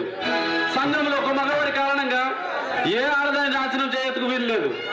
మీకు ఎట్టి అభ్యంతరం లేకపోతే సంధ్యలో నేను తాళి కడతాను. అవును, తరతరాలుగా వస్తున్న నా మూఢ నమ్మకాలు నమ్ముకొని విలువైన జీవితాలను పాడు చేసుకోవడం అవివేకం.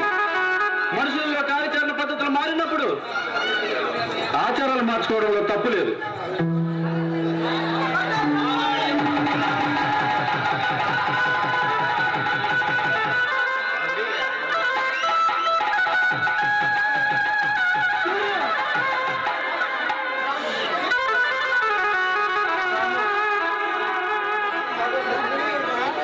నిన్ను పోల్చుకోవాలంటే భగవంతుడు అనే పదానికి అర్థం చాటలేదు రాము. రాము, నిన్ను సంబోధించాలంటే దేవుడు అనే పదానికి అర్థం చాలటం లేదు రాము. సూర్యం దిష్టి తీసేందుకు గరంగులు చెప్పించే తొందరగా తీసుకున్నారా? అలాగే నాన్న. ఇంకా మీరు మూఢనమ్మకాల నుంచి విముక్తి కాలేదన్నమాట. బాబు ఈ మూఢనమ్మకాలు కాదు బాబు, అందరి కళ్ళు ఒకేలాగుండవు. శాస్త్రి గారు నేను కూడా ఎలా తిన కొన్ని ముఖ్యమైన పనులు ఉన్నాయి. వద్దు వడ్లు ఎద్దకు మీరు తీసుకెళ్ళండి.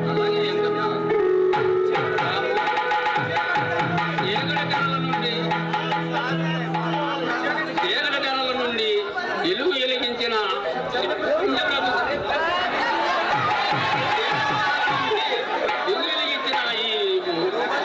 నీవు సామాన్య మానవుడివి కాదు, అంతా పరమేశ్వరుడు అనుగ్రహం వల్ల సుఖంగా ఉండండి. రెండు వెళదాం.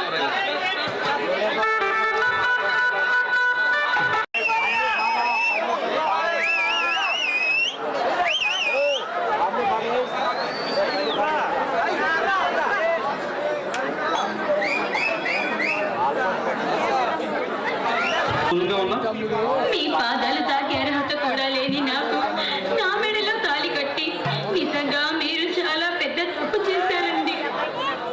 లేదు సంధ్య, నువ్వు ప్రదీప్ ప్రేమించుకున్నప్పటి నుంచి నీకు ఎదురైన అన్ని సమస్యలు నాకు తెలుసు. అతను కపటమైన ప్రేమతో నీ శీలాన్ని దోచుకున్నాడన్న విషయం కూడా నాకు తెలుసు. సమాజాన్ని ఎదిరించి నిన్ను పెళ్లి చేసుకున్నందుకు రాబోయే యువత యువకులకు నేను ఒక మార్గదర్శకుని అవుతానే కానీ నవ్వులు పాలు కాను. నువ్వేం బాధపడదు. నా కడుపులో పెరుగుతున్న బిడ్డకి మీరు ఒక మంచి తండ్రి అవ్వాలన్నదే నిజంగా నా కోరికండి. సంధ్య, ఇంకా నా వ్యక్తిత్వాన్ని అనుమానిస్తున్నావా? నీకు పుట్టబోయే బిడ్డ మీద మమకారం పెంచుకొని తండ్రికి ఆదరించడమే నా మొదటి బాధ్యతగా స్వీకరిస్తాను. అర్థం లేని సాంప్రదాయాలు ఆచరిస్తూ నీకు దూరమైన ఈ సమాజంలో సిద్ధాంతాలను నువ్వు కనుక మర్చిపోయినట్లయితే మనం కొత్త జీవితం ప్రారంభిద్దాం. ఇక్కడే ఉన్నావే? అబ్బాయి కోసం వచ్చాను. సంధికి రాము గారికి వేద మంత్రంతో పెళ్లి జరిపించావన్నమాట. తాళి కట్టేటప్పుడు ఆశీర్వచనాలు మాత్రమే చదివాను. ఎందుకు చదివావు? అది నా బాధ్యత కాబట్టి పెద్దల నిర్ణయం మార్చకూడదు కదా. కూటికి లేని వాళ్ళు కూడా వేద మంత్రంతో పెళ్ళా? అంటే వేద మంత్రాలు అనేవి కూటికి ఉన్నవారి వరకేనా? అవును. అంటే వాళ్ళు మీలాంటి మనుషులు కారా ఏమిటి? శాస్త్రి, వాళ్ళు కూడా సంఘంలో మనుషులుగా ప్రత్యేకిస్తే నాకు వెంకరగా తేడా ఉంది. అంటే వాళ్ళు పశువులతో సమానం అన్న. అంతే నా దృష్టిలో. మనిషిగా పుట్టిన ప్రతి ఒక్కడు పరిస్థితుల ప్రభావం వల్ల బెబ్బులిగా మారతాడే తప్ప పసుపుగా మారడనే సత్యాన్ని మీరు తెలుసుకోండి. శాస్త్రి, మన ప్రజాస్వామ్యం ప్రతి మనిషికి వాక్ స్వాతంత్రం ప్రసాదించిందని నీ ఇష్టం వచ్చిన ప్రేమకు నీలాంటి ఓరుకొక్కలు 1000 మంది వచ్చినా సరే నన్ను ఏమి చేయలేదు. నిన్ను మేము ఏదో చేస్తామని అనడం లేదు. మీరే వాడు నిరుపేదలని వేదన చేస్తున్నారు. నా ఇష్ట ప్రకారం లక్ష సంవత్సరాలు చేస్తా, నువ్వేం చేయగలవు? చేస్తే నన్ను ఎదిరించిన వాడు మళ్ళీ మంచిగా బ్రతికి తిరగలేడు. నా గురించి పూర్తి తెలియ ఉద్దేశంతో నిన్ను ప్రస్తుతం వదిలేస్తున్నా. ఇక నన్నే జాగ్రత్త ఉండు. అంటే మన గ్రామంలో అయ్యగారు ఈ రోజు నుండి చేపే పెద్ద కార్యం ముందుగా న్యాయంగా కారణం తీసుకోవాలా. ఏ రోజు తిరస్కరిస్తావో ఈ గ్రామాన్ని మీకు రుణం తీరిపోతుంది. అంటే మన గ్రామంలో అన్యాయం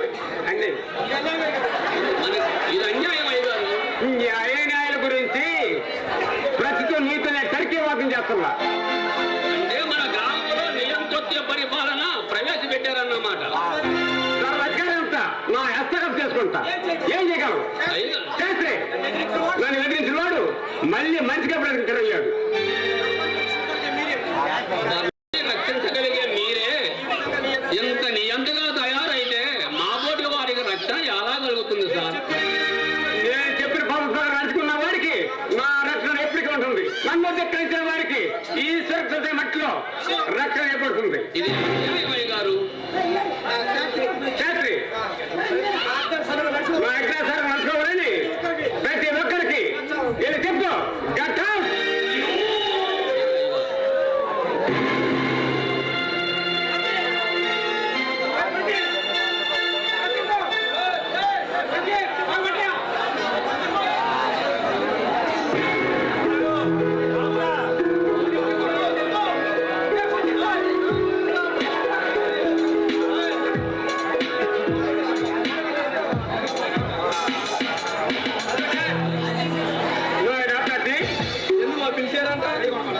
మన గ్రామంలో జరిపే నవరాత్రోత్సవాన్ని నిలిపేసినందుకు అవసరమైన గోండాలను మాట్లాడే బాధ్యత నేనే పెడుతున్నా.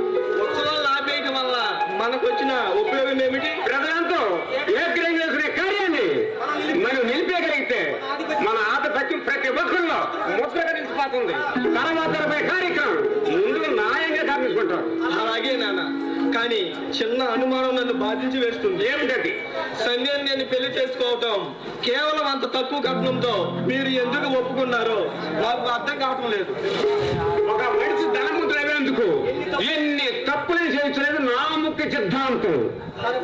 తన కూతురు జీవితం నాశైపోతుందని తన తాకట్టు పెట్టని వెంకన్న 20 ఏళ్ళు తెచ్చి మనకి ఇస్తానుకున్నా. కడుపు నిండా కూడా అన్నం సంపాదించుకోలేని వెంకన్న 20,000 ఎలా చేయగలడు అనుకున్నా. ఈ ద్వారా ఎందుకు కూడా సంధ్య ఈ లోకంలో ఎవరు చేసుకోరని దాని తప్పును చేపట్టాల. తన గౌరవం మంట కలిసిపోతున్న భయంతో వెంకన్న కొడుకు దోపిడికని పాల్పడి ఆ డబ్బు తెచ్చి మనకి ఇస్తానుకున్నా. అంటే 20,000 ఇవ్వగలిగితే సంధ్య నెలలోనే తాళి కట్టడం మీకు ఇష్టమే అన్నా. ఆ డబ్బుతో తాళి కడతాం వారికి దానికి అది కాపడానికి వీల్లేదు. Very grateful thought. తెలివంటే మీరేనా? మీలాంటి జీనియస్ మైండ్ ప్రపంచంలో ఎవరికీ లేదు. కానీ ఫలితం అందుకోకుండానే డోంట్ వరీ, ఈసారి మంచి డబ్బున్న అమ్మాయి కోసం ప్రయత్నిస్తాను. ప్రతి రాము 2,000 రూపాయలు మనకి బాకీ ఉన్నాడు. నేను వెళ్ళి అడిగి తెస్తా. రాము మనకెందుకు ఇవ్వాలి? వాళ్ళ నాన్న చనిపోక ముందు నా దగ్గర 100 రూపాయలు అప్పు తెచ్చుకున్నాడు. ఆ బాకీ వాడు అప్పుడే పూర్తి చెల్లించాడు. కానీ ఆ విషయం రాము గారికి తెలియదు. అప్పటి నుంచి చక్కెర వడ్డీ వేసుకుంటా వస్తే ఆ డబ్బు మనం వసూలు చేద్దాం. అలాగే, కానీ మీరు వెళ్ళబోయే ముందు ఒక శుభవార్త విని వెళ్ళాలి. ఏమిటది? కోడి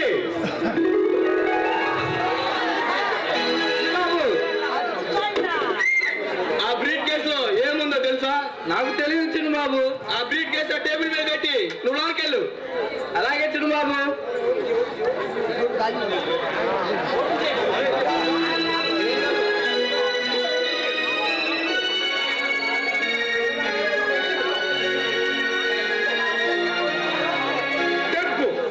డబ్బు ప్రతి ఇంత డబ్బు ఎక్కడ తెచ్చావురా?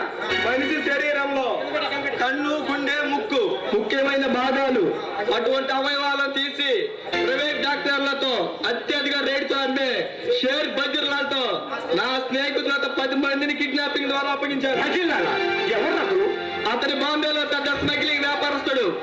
ఆరోగ్యవంతమైన మనుషులు అతనికి రహస్యంగా అప్పగిస్తే 30,000 మనకి చెల్లిస్తాడు. ఈ విషయం ప్రభుత్వం తెలిస్తే మనకు ఉన్నర చాలదు కదరా. భవిష్యత్తులో ఎన్నో విజయాలు సాధించిన మీరే ఇలాంటి చిన్న చిన్న విషయాలకు భయపడతారా?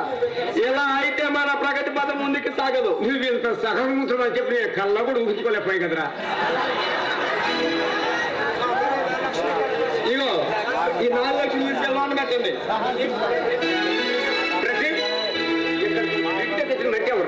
సారీ, మర్చిపోయాను. నీకు మంచి బాడీగార్డ్ అవసరమని ఒకరిని సెలెక్ట్ చేశాను. పేరు కోటిగాడు.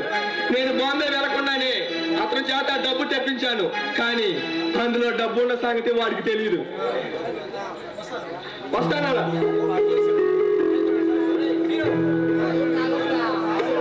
ఈ రోజుతో నా ఆశలు ఆశయాలు మొత్తం తెరిపోతాయి.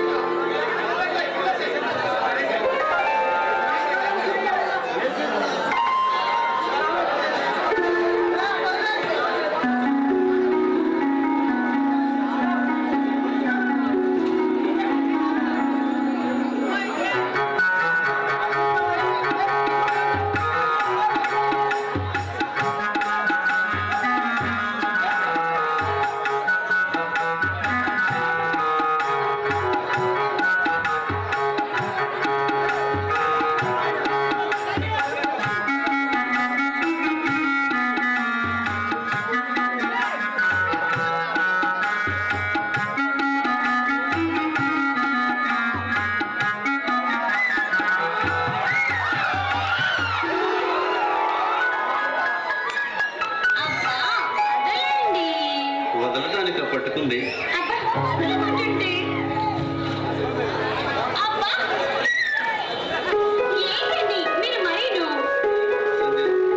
ఒక్క నిమిషం ఆగు.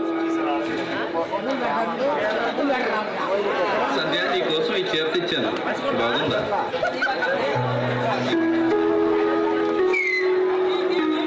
చాలా బాగుందండి. కానీ ఈ చీర మీరు తీసుకురావడానికి డబ్బు ఎక్కడి నుంచి వచ్చింది? ఎరుపుగా ఉండే నీ శరీరానికి ఈ కలర్ మ్యాచింగ్ చాలా బాగుంటుందని ఆశపడ్డాను. అందుకే ఈరోజు బ్లడ్ బ్యాంక్ వెళ్ళి నా రక్తం కొంత అమ్మి ఆ డబ్బుపై చీర తెచ్చాను. సంధ్య, నువ్వు తలస్నానం చేసి కట్టుకుంటే చూడాలని ఆశగా ఉందిరా. ఏంటండి మీరు మాట్లాడేది? మీ రక్తం అమ్మి ఈ చీర తీసుకొచ్చారా? అవును అంటే నేను సంతోషంగా ఉండాలని మీకు కూడా లేదా? సంధ్య, లేకపోతే ఏంటండి? చూడండి, మనది చాలా పేద కుటుంబం. ఈ కుటుంబంలో మీరు తప్ప ఇంకెవరూ సంపాదించట్లేదు.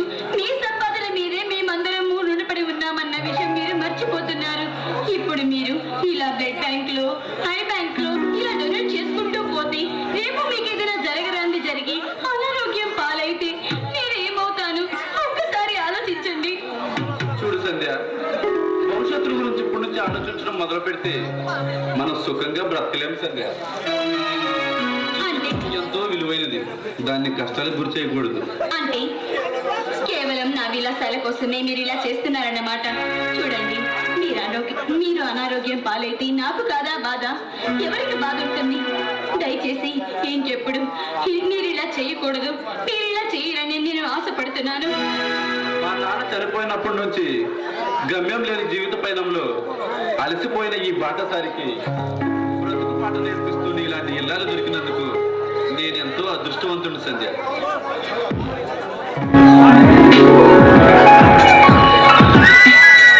నా మనసుకు ప్రతిరూపంగా నిలిచి నిన్ను విడిచి ఒక్క క్షణం కూడా ఉండలేదు.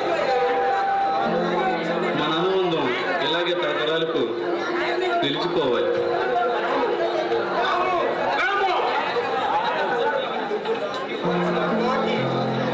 నువ్వు నాకు ఇవ్వాల్సిన బాకీ ఈ రోజే పూర్తిగా ఇచ్చేయాలి.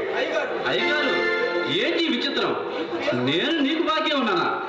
భార్యతో సరసాలాడుతూ తెచ్చుకున్న బాకీ వెగేస్తే పోతే అనుకున్నావా? అయ్యగారు, నేను నీకేం బాకీ లేదు. కావాలని మీరు నా మీద నింద వేస్తున్నారు. అన్నమో రామచంద్ర తల్లాడుతున్న మీ నాన్నను చీర తీసి 2000 ఇచ్చా. కూటికి లేక నా బొమ్మ దగ్గర పరికాపలు కాస్తుంటే చీర తీసిన కారణంగా నా సొమ్ము నేను రాబట్టుకుని తప్పులేదుగా. మీకెంత బాకీ ఉందని మా నాన్న నాకు ఎప్పుడు చెప్పలేదు. అంటే ఎగేస్తావా? అయ్యగారు, జీవితం అంటే చావు బతుకుల కలయికని నేను అనుభవపూర్వకంగా తెలుసుకున్న నగ్న సత్యం. ఇంత చిన్న వయసులో అంత అనుభవం చూడడానికి కారణం క్షణం క్షణం నన్ను వేధిస్తున్న ఈ ముఖ్య సమస్యలే.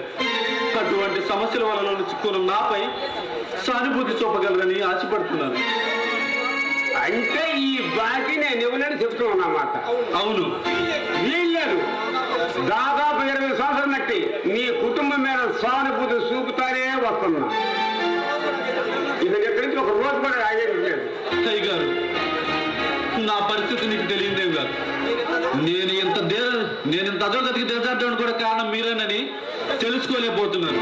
రాము, అవును, పుట్టింది మొదలు మా నాన్న మీ ఇంట్లో వెట్టి చాకిరీ చేసిన మీ బాకీ ఇంక తెరలేదంటే నేను నమ్మలేకపోతున్నాను. అంటే ఈ డబ్బు నాకు ఇవ్వాల్సిన బాధ్యత అన్నమాట. బాధ్యత మాత్రమే కాదు, ఇవ్వాల్సిన అవసరం కూడా లేదు. రాము, అద్దె మీరు మాట్లాడుతున్నావు. మా నాన్న కష్టాజితాన్ని అన్యాయంగా దోచుకున్న మీరే హద్దు మీరు మాట్లాడుతున్నారు. కడుపు నిండా అన్నం కూడా పెట్టగా మా నాన్న చేత వెట్టి చాకిరీ చేయించుకున్న మీరే అన్యాయంగా ప్రవర్తిస్తున్నారు. మా లాంటి నిరుపేద కష్టాజితం వల్లే మీరు ఇంత వారయ్యారని తెలియలేకపోలేదు. రాము, మా లాంటి వారికి వ్యక్తి సేకరణ చేస్తానికై మీరు సృష్టించబడ్డారు. ఎలుక బెదిరింపుకి పిల్లపైపోయినది కాదు. లేదు, మీ విలాసాల కోసం తన బ్రతుకునే త్యాగం చేసిన మా నాన్నకు ఏ రోజు మీరు జీతం ఇచ్చారు గారు. పైగా లేనిపోయిన అప్పులని సృష్టించి మాకున్న 2 ఎకరాల భూమి మీరే కాజేశారు. మాలాంటి కష్టాజితమైన వాళ్ళతోనే మీరు ఇంతవారు తెలియకపోలేదు. రాము, నీ చరిత్ర మార్చగల శక్తి నా చేతుల్లో ఉంది. లేదు, మీ పాదాల కింద నలుగుతూ ఏడ్చి మోగబోయిన ఈ పేద హృదయం నుంచి దూసుకువస్తున్న అగ్నిజ్వాలలు మిమ్మల్ని సజీవ దహనం చేస్తాయని తెలుసుకోండి. విలాస జీవులైన మీ చేతుల్లో విప్లవాన్ని ఆపలిగే శక్తి లేదని తొందరలోనే తెలుసుకుంటారు. చూస్తున్నా కొద్దీ దారుణ స్థితిలోకి వచ్చేస్తున్నావు. నేను వచ్చిన పని పూర్తి పంపుతాను. నీ ప్రజల కర్తవ్యం. మీ నాన్న మీద సానుభూతి కొద్దీ ఇంతసేపు నీకు అవకాశం ఇచ్చాను. మర్యాద నా అబ్బాయికి చెల్లించు, లేకుంటే ప్రేమకే ముప్పు. ప్రాణాలకే ముప్పు అంటే మీరు చెప్పింది వేదవాగ్గా అమలు అవ్వాలంటారు. లేకుంటే ప్రాణాలకే ముప్పు.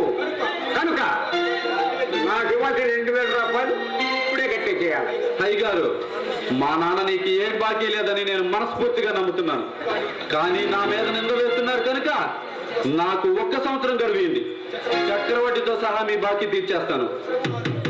సంవత్సరం కాదు, 1 రోజు కూడా అక్కడికి వెళ్ళలేదు. పైసలు సహా ఇప్పుడే చెల్లించాలి. మీరేం చేసినా సరే ఎప్పట్లో నేను ఇంత బాకీ తీర్చలేను. అంత విలువ చేసే ఆస్తి కూడా నా దగ్గర లేదు. ఉంది. ఏమిటి? నీ ఇల్లు. అయ్యగారు, ఇప్పుడే పంచాయతీ పెట్టించి నీ ఇల్లు వేల వేయించి నా బాకీ నేను రాబట్టుకుంటా. ఎక్కడ నిలవడేయలేను. నాకు నీడని చెయ్యి స్థానం లేకపోతే నేను బ్రతకలేను. విప్లవ వీరులంటూ తిరుగుబాటు చేస్తామన్నారుగా. కాబట్టి ఈ రోజు నీ ఇల్లు ఖాళీ చేయించి అడ్డొచ్చేలా చూస్తాను. సమయం అమూల్యమైనప్పుడు ఆ రోజు తొందరలోనే రాక తప్పదు. అన్నగారిపోయిన మా ఆశలు చిగురించి ప్రజలకి ఎప్పటికైనా చైతన్యం రాకపోదు. అప్పటి వరకు మీ ఆగడాలు అంతరించిపోవు. రాము, నీ మీద నమ్మకాన్ని కొద్ది నా బాకీ తీరిపోయి శుభమైన మాట చెప్తా. ఏమిటది? ఎంతో ఎవరికో నీ భార్య పిలుగుతున్నారు. నీ భార్యను 1 రాత్రి నాకు పంపు.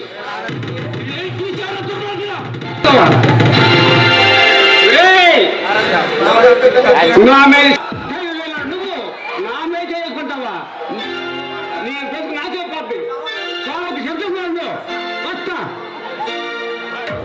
దేశ ప్రగతిని దోచుకుంటూ నీతికి న్యాయం లేకుండా చేస్తున్న నీలాంటి దుర్మార్గులు ఈ సమాజంలో ఉండబట్టే మన దేశం ఎంత అధోగతికి దిగుతాయండి. Cruel fellow.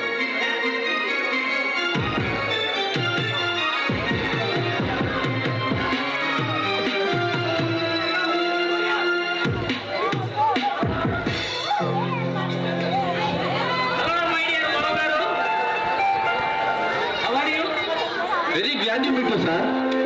ఈరోజు డ్యూటీలో జాయిన్ అవుతున్నారా? అవును, నా తల్లి దేవుడి కోసం వచ్చాను. రాము, సంధ్య కనిపించదే? సంధ్య, సంధ్య ఎవరు వచ్చారో చూడు. అన్నయ్య, ఇదేనా రావటం? అవునమ్మా, తల్లి లేని నాకు తల్లిగా నీ దేవుడి కోసం వచ్చాను. ఒక్క నిమిషం అన్నయ్య, ఇప్పుడే వస్తాను. Suryam, oh I'm sorry sir, మిమ్మల్ని పేరు పెట్టి పిలిచి అగౌరవపరిచినట్టున్నాను. No any problem my dear బాబు గారు. డ్యూటీలో ఉన్నప్పుడు మాత్రమే అలా పిలిస్తే ఒప్పుకోను. నేను పోలీస్ అధికారి కావచ్చేమో కానీ ఈ క్షణంలో మాత్రం నీ స్నేహితుడిని మరియు నీ బంధువుని మాత్రమే. ఈ రోజు నీ జీవితానికి ఒక పవిత్రమైన రోజు. ఈ రోజు నువ్వు సాధించబోయే ఆశలేంటో చెప్పగలవా? ప్రభుత్వం నా భుజస్కంధాలపై పెట్టిన బాధ్యత కోసం సాహసమే ఊపిరిగా మార్చుకుని ముందుకు నడుస్తాను. బలవంతుల దౌర్జన్యకాండకు భయపడి వాక్తదంత్రాన్ని కోల్పోతున్న ఈ అమాయక ప్రజల రక్షణ కోసం మృత్యువునైనా సరే ఎదుర్కొంటాను. ప్రాణాలకు పిట్లో పెట్టుకొని ఈ సమాజం నుంచి పారిపోతున్న నీతి నిజాయితీలో రక్షణ కలిగించి ఈ భరత మాత కన్నులు తుడుస్తాను. న్యాయం అనే పదానికి మంచి అగ్రహం ఇచ్చావు, కానీ ఏదో ఒక రోజు నీకు నేను అడ్డు తగులుతానేమో కనుక ఖండితంగా భీష్మించుకోవడం మంచిది కాదు. రామ, నా లక్ష్య సేవలు గట్టి తగిలిన వాడు జన్మనిచ్చిన తండ్రి అయినా సరే కఠినంగా ఎవరించి నా గమ్యాన్ని చేరుకుంటాను. అంటే చట్టాన్ని దృష్టిలో పెట్టుకుని అవినీతిని అంతం చేస్తారన్నమాట. నా పరిగణన సమస్త ప్రజానీకానికి న్యాయం ప్రసాదించే కార్యాలయాల్లో అవినీతికి స్థానం లేకుండా చూస్తా. న్యాయస్థానంలో న్యాయం ఎందుకు జరగటం లేదో నేను చూసుకుంటా. రాము, ఒక్క విషయం గుర్తుంచుకో, చట్టానికి 1000 కళ్ళున్నాయి. చట్టానికి 1000 కళ్ళు. సూర్యం, నువ్వు నమ్ముతున్న ఈ చట్టానికి వినేందుకు చెవులు కూడా లేవని నీ చేతే నిరూపిస్తా. పందెం పందెం.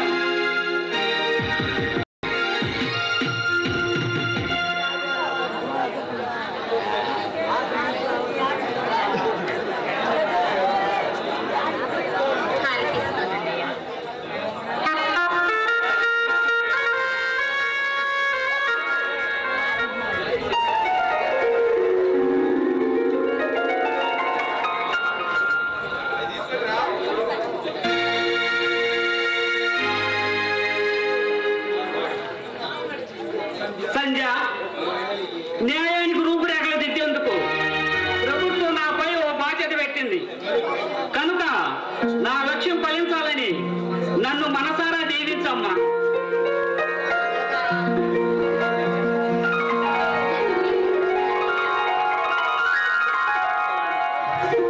వస్తారాము? ఓకే. ఉంటానమ్మా.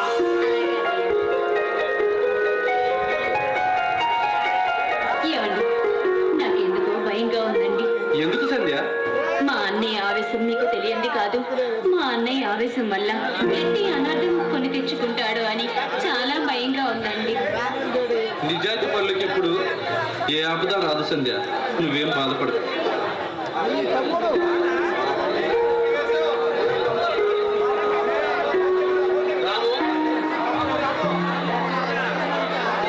బాగున్నావా నాయన? శాస్త్రి గారు రండి. సంధ్య, పార్వతీ పరమేశ్వరుల మీ ఇద్దరిని కలకలలాంటూ చూస్తూ ఉంటే నాకెంతో సంతోషంగా ఉందమ్మా. ఆ పరమేశ్వరుడు దయవల్ల అన్నయ్యకు ఉద్యోగం వచ్చింది. నానెంత దృష్టవంతుడమ్మా. కానీ నా పెళ్ళైన కాడ నుంచి నాన్న ఒక్కడే ఇంటి పనులన్నీ చేసుకుంటూ ఎంతో కష్టపడుతున్నాడు. అన్నయ్యకు పెళ్ళైతే కానీ నాన్నకి ఈ కష్టాలన్నీ తీరవండి శాస్త్రి గారు. మనసు నిండా సంతోషం ఉంటే ఎన్ని కష్టాలు వచ్చినా ఏమీ చేయవమ్మా. అన్నయ్యకు ఉద్యోగం రావడంతో మన్నాళ్ళ బాధలన్నీ తీరిపోయినాయమ్మా. మా పరిస్థితి మరీ దీనంగా ఉంది శాస్త్రి గారు. చూడరాము, మనకంటే ధనవంతులతో పోల్చుకొని బాధపడే కన్నా నిరుపేదను చూసి మనమే ధనవంతులం అనే దానిలో సంతృప్తి ఉంది. కానీ ఆయన సంపాదించే రోజంతా కష్టపడి 10 రూపాయలు, ఆ 10 రూపాయలు కూడా మా ఇంట్లో ఖర్చులకి సరిపోవటం లేదు. ఇంకా ఎలా సంపాదించాలి చెప్పండి శాస్త్రి గారు. చూడమ్మా, సంపాదించే ఉపాయం నేర్చుకునే ముందు సంపాదించింది వృధా ఖర్చు కాకుండా నేర్చుకోవాలి.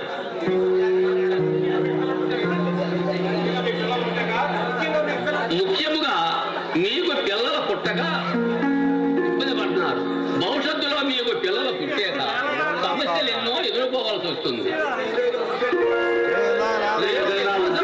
ఈ రోజే జాగ్రత్త పడాలి. ఏదైనా ఉద్యోగం కోసం ప్రయత్నిస్తామంటే ముందుగా 100,000 తరలేసి వస్తుంది శాస్త్రి గారు. ఏం చేయాలో అర్థం కావట్లేదు.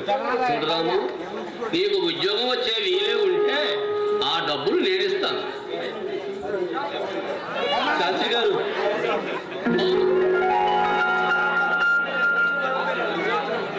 మంచికి మరొక పేరైనా మీ ఇద్దరు చూస్తుంటే నా ఎంతో సంతోషంగా ఉంది. బెదిరించావు కనుక నీ బ్రతుకు ఇక్కడ రాళ్ళపాడు కావాలి.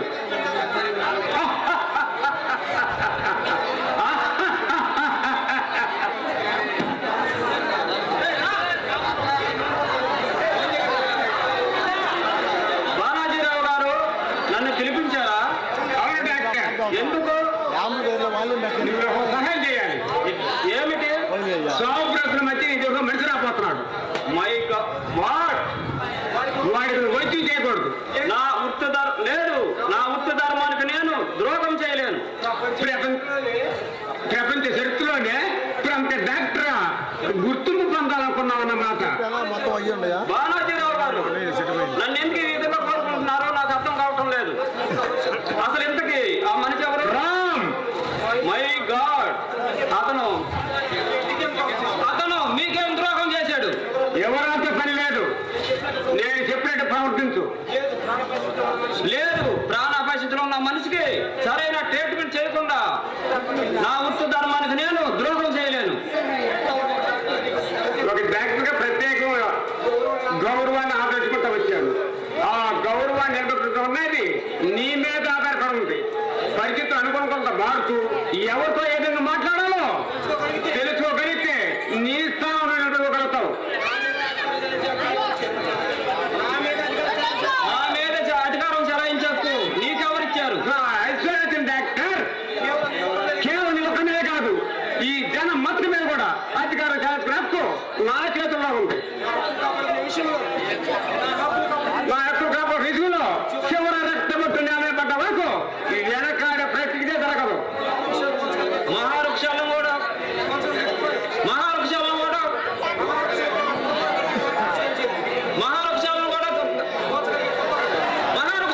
కోల్చగలిగే తుఫాను గడికపోతను కూడా ఏం చేయలేదు. బాలాజీరావు గారు అర్ధరహితమైన ఆశయాలతో విర్రవీగుతూ మీ పతనానికి మీరే దారి ఎత్తుకుంటున్నారు. కత్తితో సాధించలేదని కళ్ళుతో సాధించగలమని తెలుసుకోండి. డాక్టర్ చెప్పని మాట్లాడ బాగు విడుతుందా దాంతో కొడితేనే విడుతుంది. మన దాంట్లో వచ్చి తొలగించేందుకు సహజమై కాదు, సహజమ పేకాల నమస్కార బ్యాగ్ వంగిన వాడు నాగవాసనం లొంగుతాడని నాకు ఈ లోకం నేర్పిన జీవిత పాఠం. కనుక నా పని కొందరు మన సమాజం మొత్తం మీద కూడా ఆధిపత్యం పంచుకున్నా. దానితో ఏదో సాహిత్యకాలను అవసరం కళ ముందే ఒక మధ్య సరికి నేను నిర్దేశాన్ని ఈ చేత కొత్త సాహిత్యం ఇచ్చాను. బాలాజీరావు గారు సిద్ధాంత ఈసుకులు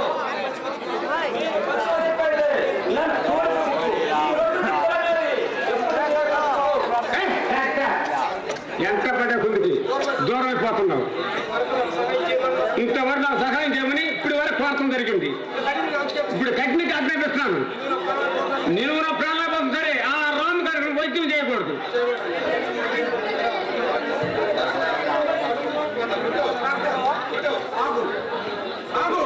బాబు ఇది అన్యాయం. న్యాయం సరిపోయి చాలా కాలం అయింది. చెప్పు నా అంగీకారాన్ని వ్యతిరేకించి సాగును కోరుకుంటావో లేక నాతో ఏకోపాయించి ప్రాణాలు దక్కించుకుంటావో చెప్పు. మీ ఇష్టప్రకారంగా నడుచుకుంటాను. డాక్టర్ ఇంతకు ముందే ఈ సూది ముందు చెప్పినట్టే నీకింత అవమానం జరిగేది కాదు. నేనెంత శ్రమపడే మార్గం లేకుండా పోయింది. బాలాజీరావు గారు ఇక నేను వెళ్ళొస్తాను. వెళ్ళి డాక్టర్. ఈ అమ్మాయి మాట్లాడో తెలియని అమాయకులు.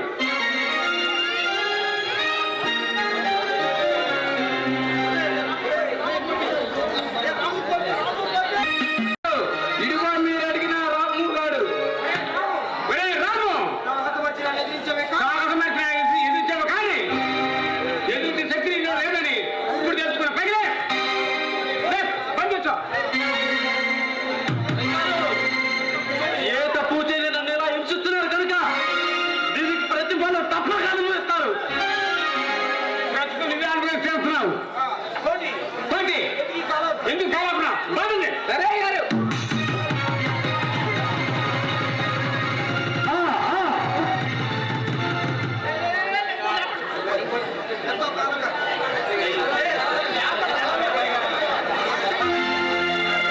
ఎంతో కాలంగా మీ అన్యాయాలను చూస్తూ వదిలేసిన యువశక్తిని కావాలని నిద్ర లేపుతున్నారు.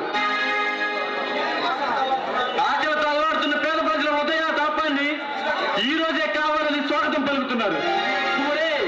నీ అక్రమాలకు బలైపోతూ మానవ ప్రాణాలు కూడా లెక్క చేయని మా నిస్సహాయతను నీ చితికి నిప్పుగా మార్చుకుంటున్నావు.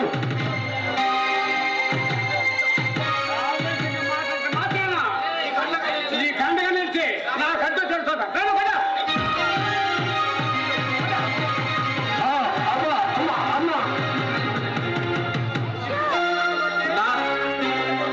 నిప్పుతో తేగలంటే ఏమవుతుంది తెలుసుకోపోరా. నాకు చెంప దెబ్బ కొట్టినందుకు పరిస్థితులు అమ్మగించు. నా శరీరంపై పడే ఒక్కొక్క కొరణ దెబ్బ ఒక్కొక్క కారణంగా నీ పాలిట మృత్యు అవుతుంది. అనగానే మా ఆశలు చిగురించి రాబందుల్లా పీక్కు తినే రోజు ఉదయించబోతుంది. అయ్యగారు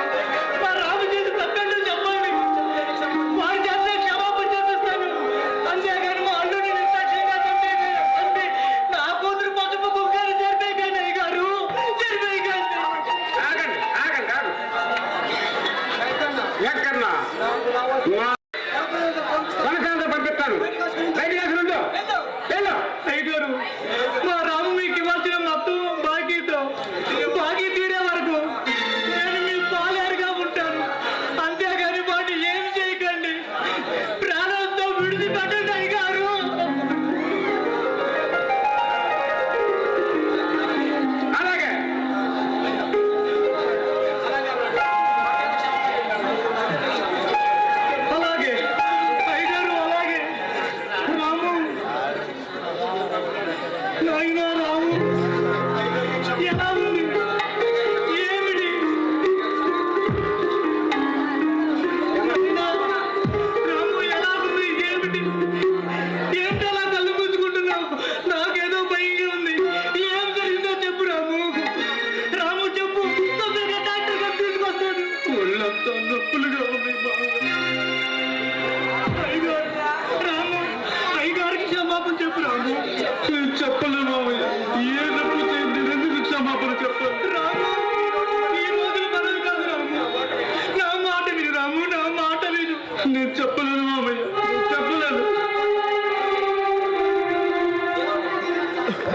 రాము నువ్వు చెప్తావా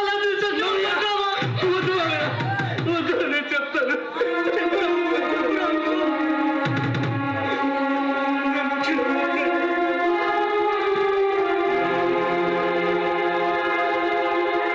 ఇంటికి వెళ్దాం రాము.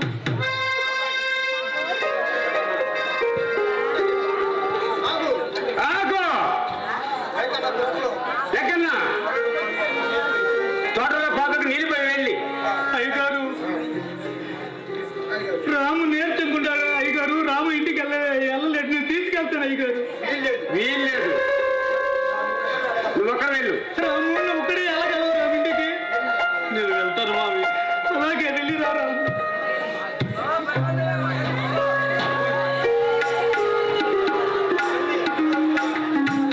మళ్ళీ మనకి ఈ రోజు కొత్తగా పాలేరు దొరికాడు. వీళ్ళు వర్షం పని చెప్పి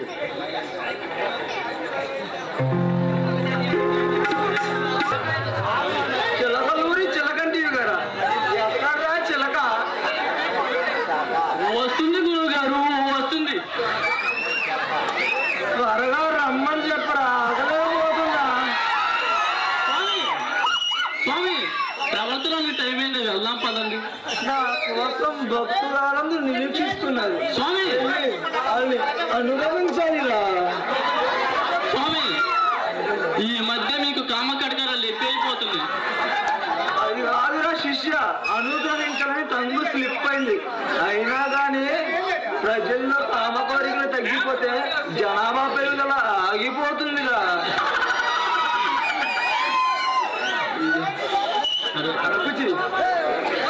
స్వామి అమ్మాయి వస్తుంది స్వామి.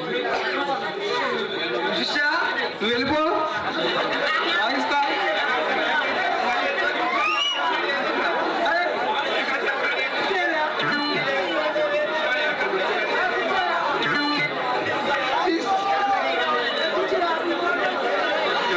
ఏకాంత సేవకు రెడీ కానింద్రా, పాపమ్మగా ఉన్నది.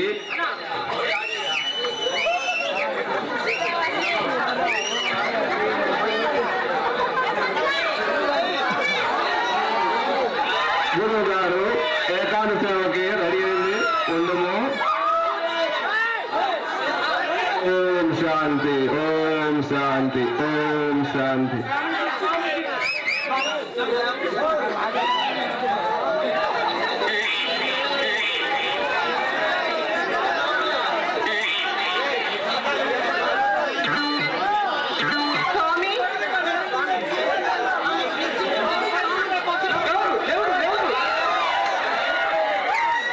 నేను స్వామి మీ భద్రాల్ని. నువ్వా బాలిక, ఆడవాసన పడదగా తల్లి.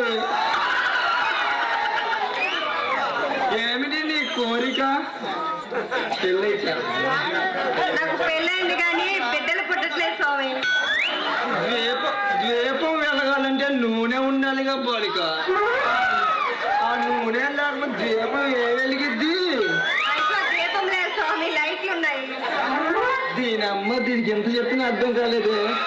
దీనికి తీరు భాషలో చదువు. బలుపుంటే సరిపోదు బాలిక, అందులో ఫీజు ఉండాలి. అది మీ ఆయన దగ్గర లేదు. నీకేమొస్తుంది వెలుగు? అంతా చీకటే.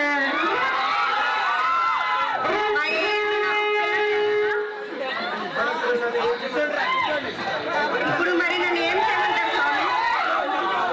ఎలాగైనా నాకు పిల్లలు కావాలి అర్జెంటుగా. మీరే నాకు భక్తురాలా, నా మంత్రశక్తులతో నీకు పిల్లలు పుట్టే మార్గం చూపుతా. ఆదివారం అర్ధరాత్రి అమావాస్య 12 గంటలు తెల్ల చీర కట్టుకొని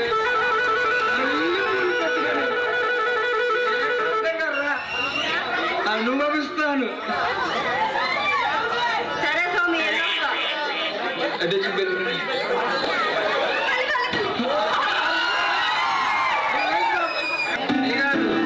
నువ్వు ఒక ముఖ్యమైన పని చేసి పెట్టాలి.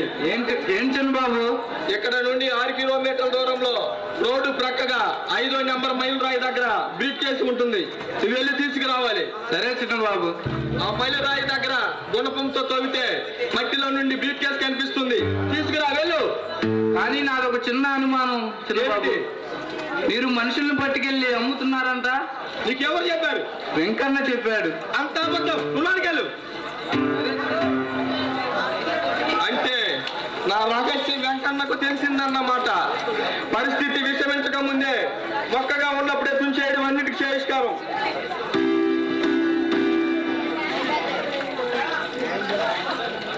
వెంకన్న, ఏమిటి చిన్నబాబు? నేను మనిషి అవయవాలు తీసి అమ్మే షేర్ బడ్జెట్ కలిపి చేస్తున్న వ్యాపారం గురించి నీకేం చేసి వివరంగా చెప్పు. నాకు ఏ వివరాలు తెలియదు చిన్నబాబు. ఎక్కడా నా స్నేహితుడు పడే వాళ్ళతో పిక్నిక్ వెళ్తుంటే చూసింది నువ్వు ఒక్కడవే. నిజం చెప్పు. అంత అబద్ధం చిన్నబాబు. మీ రాసు నాకేం తెలియదు చిన్నబాబు. వ్యాధి ముదిరితే ఖర్చు ఎక్కువ పెట్టాల్సి ఉంటుంది. ఈ రోజు కోటిగాడితో చెప్పావు, రేపు మరో మనిషితో చెప్తావు. అందులో నీ కొడుకు పోలీస్ ఆఫీసర్ వెంకన్నా. నేను గిట్టు వాళ్ళు మీకు చెప్పుంటారు చిన్నబాబు. అది ఏమి నాకు తెలియదు చిన్నబాబు. తెలిసి కూడా తెలియనట్టు నటిస్తావా? చేతులు కాలేక ఆకులు పట్టుకునే కన్నా ముందుగానే జాగ్రత్త పడడం మంచిది. నా రహస్యం తెలిసిన నీకు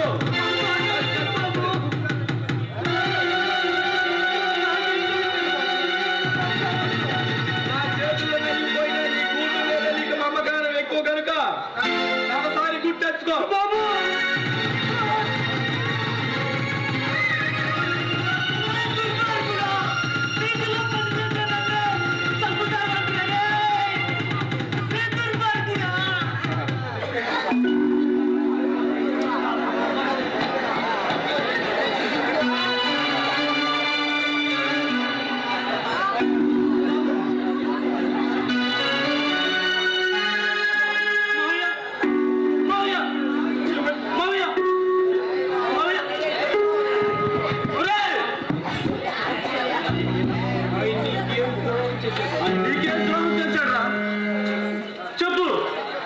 నీకేమన్యాయం చేశాడని? నా మామయ్య ఎంత దారుణంగా చంపావు. చెప్పరా, చెప్పు. కేవలం నీ విలాసం కోసం మాత్రమే ఆయన చంపావు. కానీ నేను ఇప్పుడు చంపేది మాత్రం విలాసం కోసం మాత్రం కాదు, ప్రతీకారం కోసం. ఏ పాపం ఎరుగని నా మామయ్యని ఇంత దారుణంగా చంపావు కనుక దీనికి తగిన శిక్ష నేనే విధిస్తాను.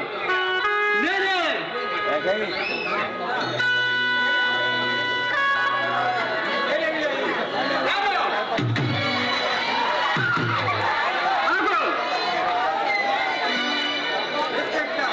ఇన్స్పెక్టర్, వీడొక హంతకుడు.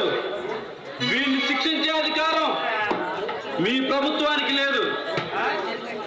నేను వీడిని శిక్షించి మీ ప్రభుత్వం పరువు కాపాడతాను.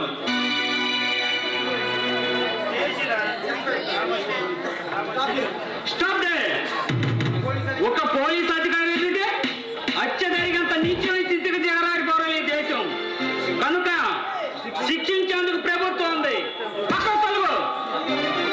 ఇన్స్పెక్టర్, మీ ప్రభుత్వం వీడేమీ చేయలేదు. పలుకుబడి పాదాల కింద నలిగిపోతున్న ఈ ప్రభుత్వానికి వీడిని శిక్షించే శక్తి లేదు. వీడికి తగిన శిక్ష నేనే విధించి మీ ప్రభుత్వం పరువు కాపాడతాను. లేని బాధ్యతను స్వీకరించడంతో పాటు ప్రవర్తించడం భయంకరమైన నేరం అవుతుంది. మర్యాదగా తోడు. ఇన్స్పెక్టర్, ఇక నుంచి ఈ రోజు నుంచి ఇక్కడ జరగబోయే ప్రతి నేరం వెనుక మీరు నేను కలుసుకుంటాం. నీతి అనే గీత అటువైపు నువ్వు, ఇటువైపు నేను. వస్తా. వెంకన్న అనబడే ఈ వ్యక్తిని చంపింది నువ్వేనని నేను నమ్ముతున్నాను.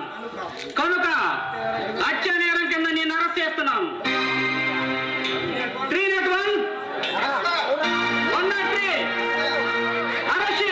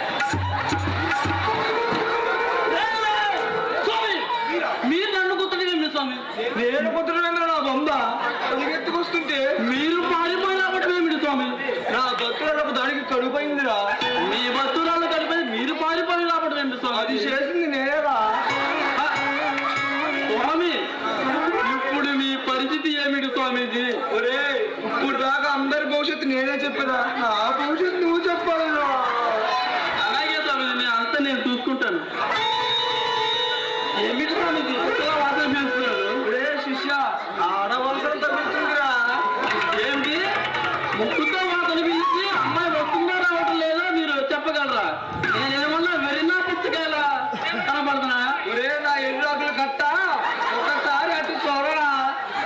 ఆ ఉడుగురు అమ్మాయి ఒరే ఆ అమ్మాయి నాకు సెట్ చేయరా. స్వామి చాలా గ్యాప్ వచ్చింది. ఆ అమ్మాయిదేమో లేత వయసు, మీదేమో వయోగ్రహకుడు స్పందించిన వయసు మీది. మీ ఇద్దరికి సెట్ అవ్వదేమో. ఒరే శిష్య, ముదిరి బెల్లమైనా లేత బెల్లమైనా నీటిలో వేస్తే కరిగి బాగా తప్పదు. మా చెప్పులేదో మేము కొడతాంరా. మంచిగా అలాగే స్వామిది. ఏ అమ్మాయి మా సన్యాసి నువ్వు కలవాలంట. సారీ స్వామిది, సన్యాసి అనబోయి సన్యాసి. ఏ అమ్మాయి వస్తావా? నీ ఆయన ఎక్కడ? లేరు. ఎక్కడికి వెళ్ళాడు? తెలియదు. ఇప్పుడు వస్తాడా? రాడు. వాడు ఎక్కడికి వెళ్ళింది నాకు బాగా తెలుసు. శాస్త్రి గారికి వెళ్ళి వస్తాను నీతో చెప్పిన వాడి గురించే. ఎక్కడికి వెళ్ళాడు తెలియదంటావా? వాడంటే నీకు ఎంత ప్రేమే. అయ్యగారు, వాడు నీకు మొగుడేది కావచ్చు. కాలం సమీపించిన మేము కూడా నీకు ఇంతకే గుడ్డి ప్రేమ.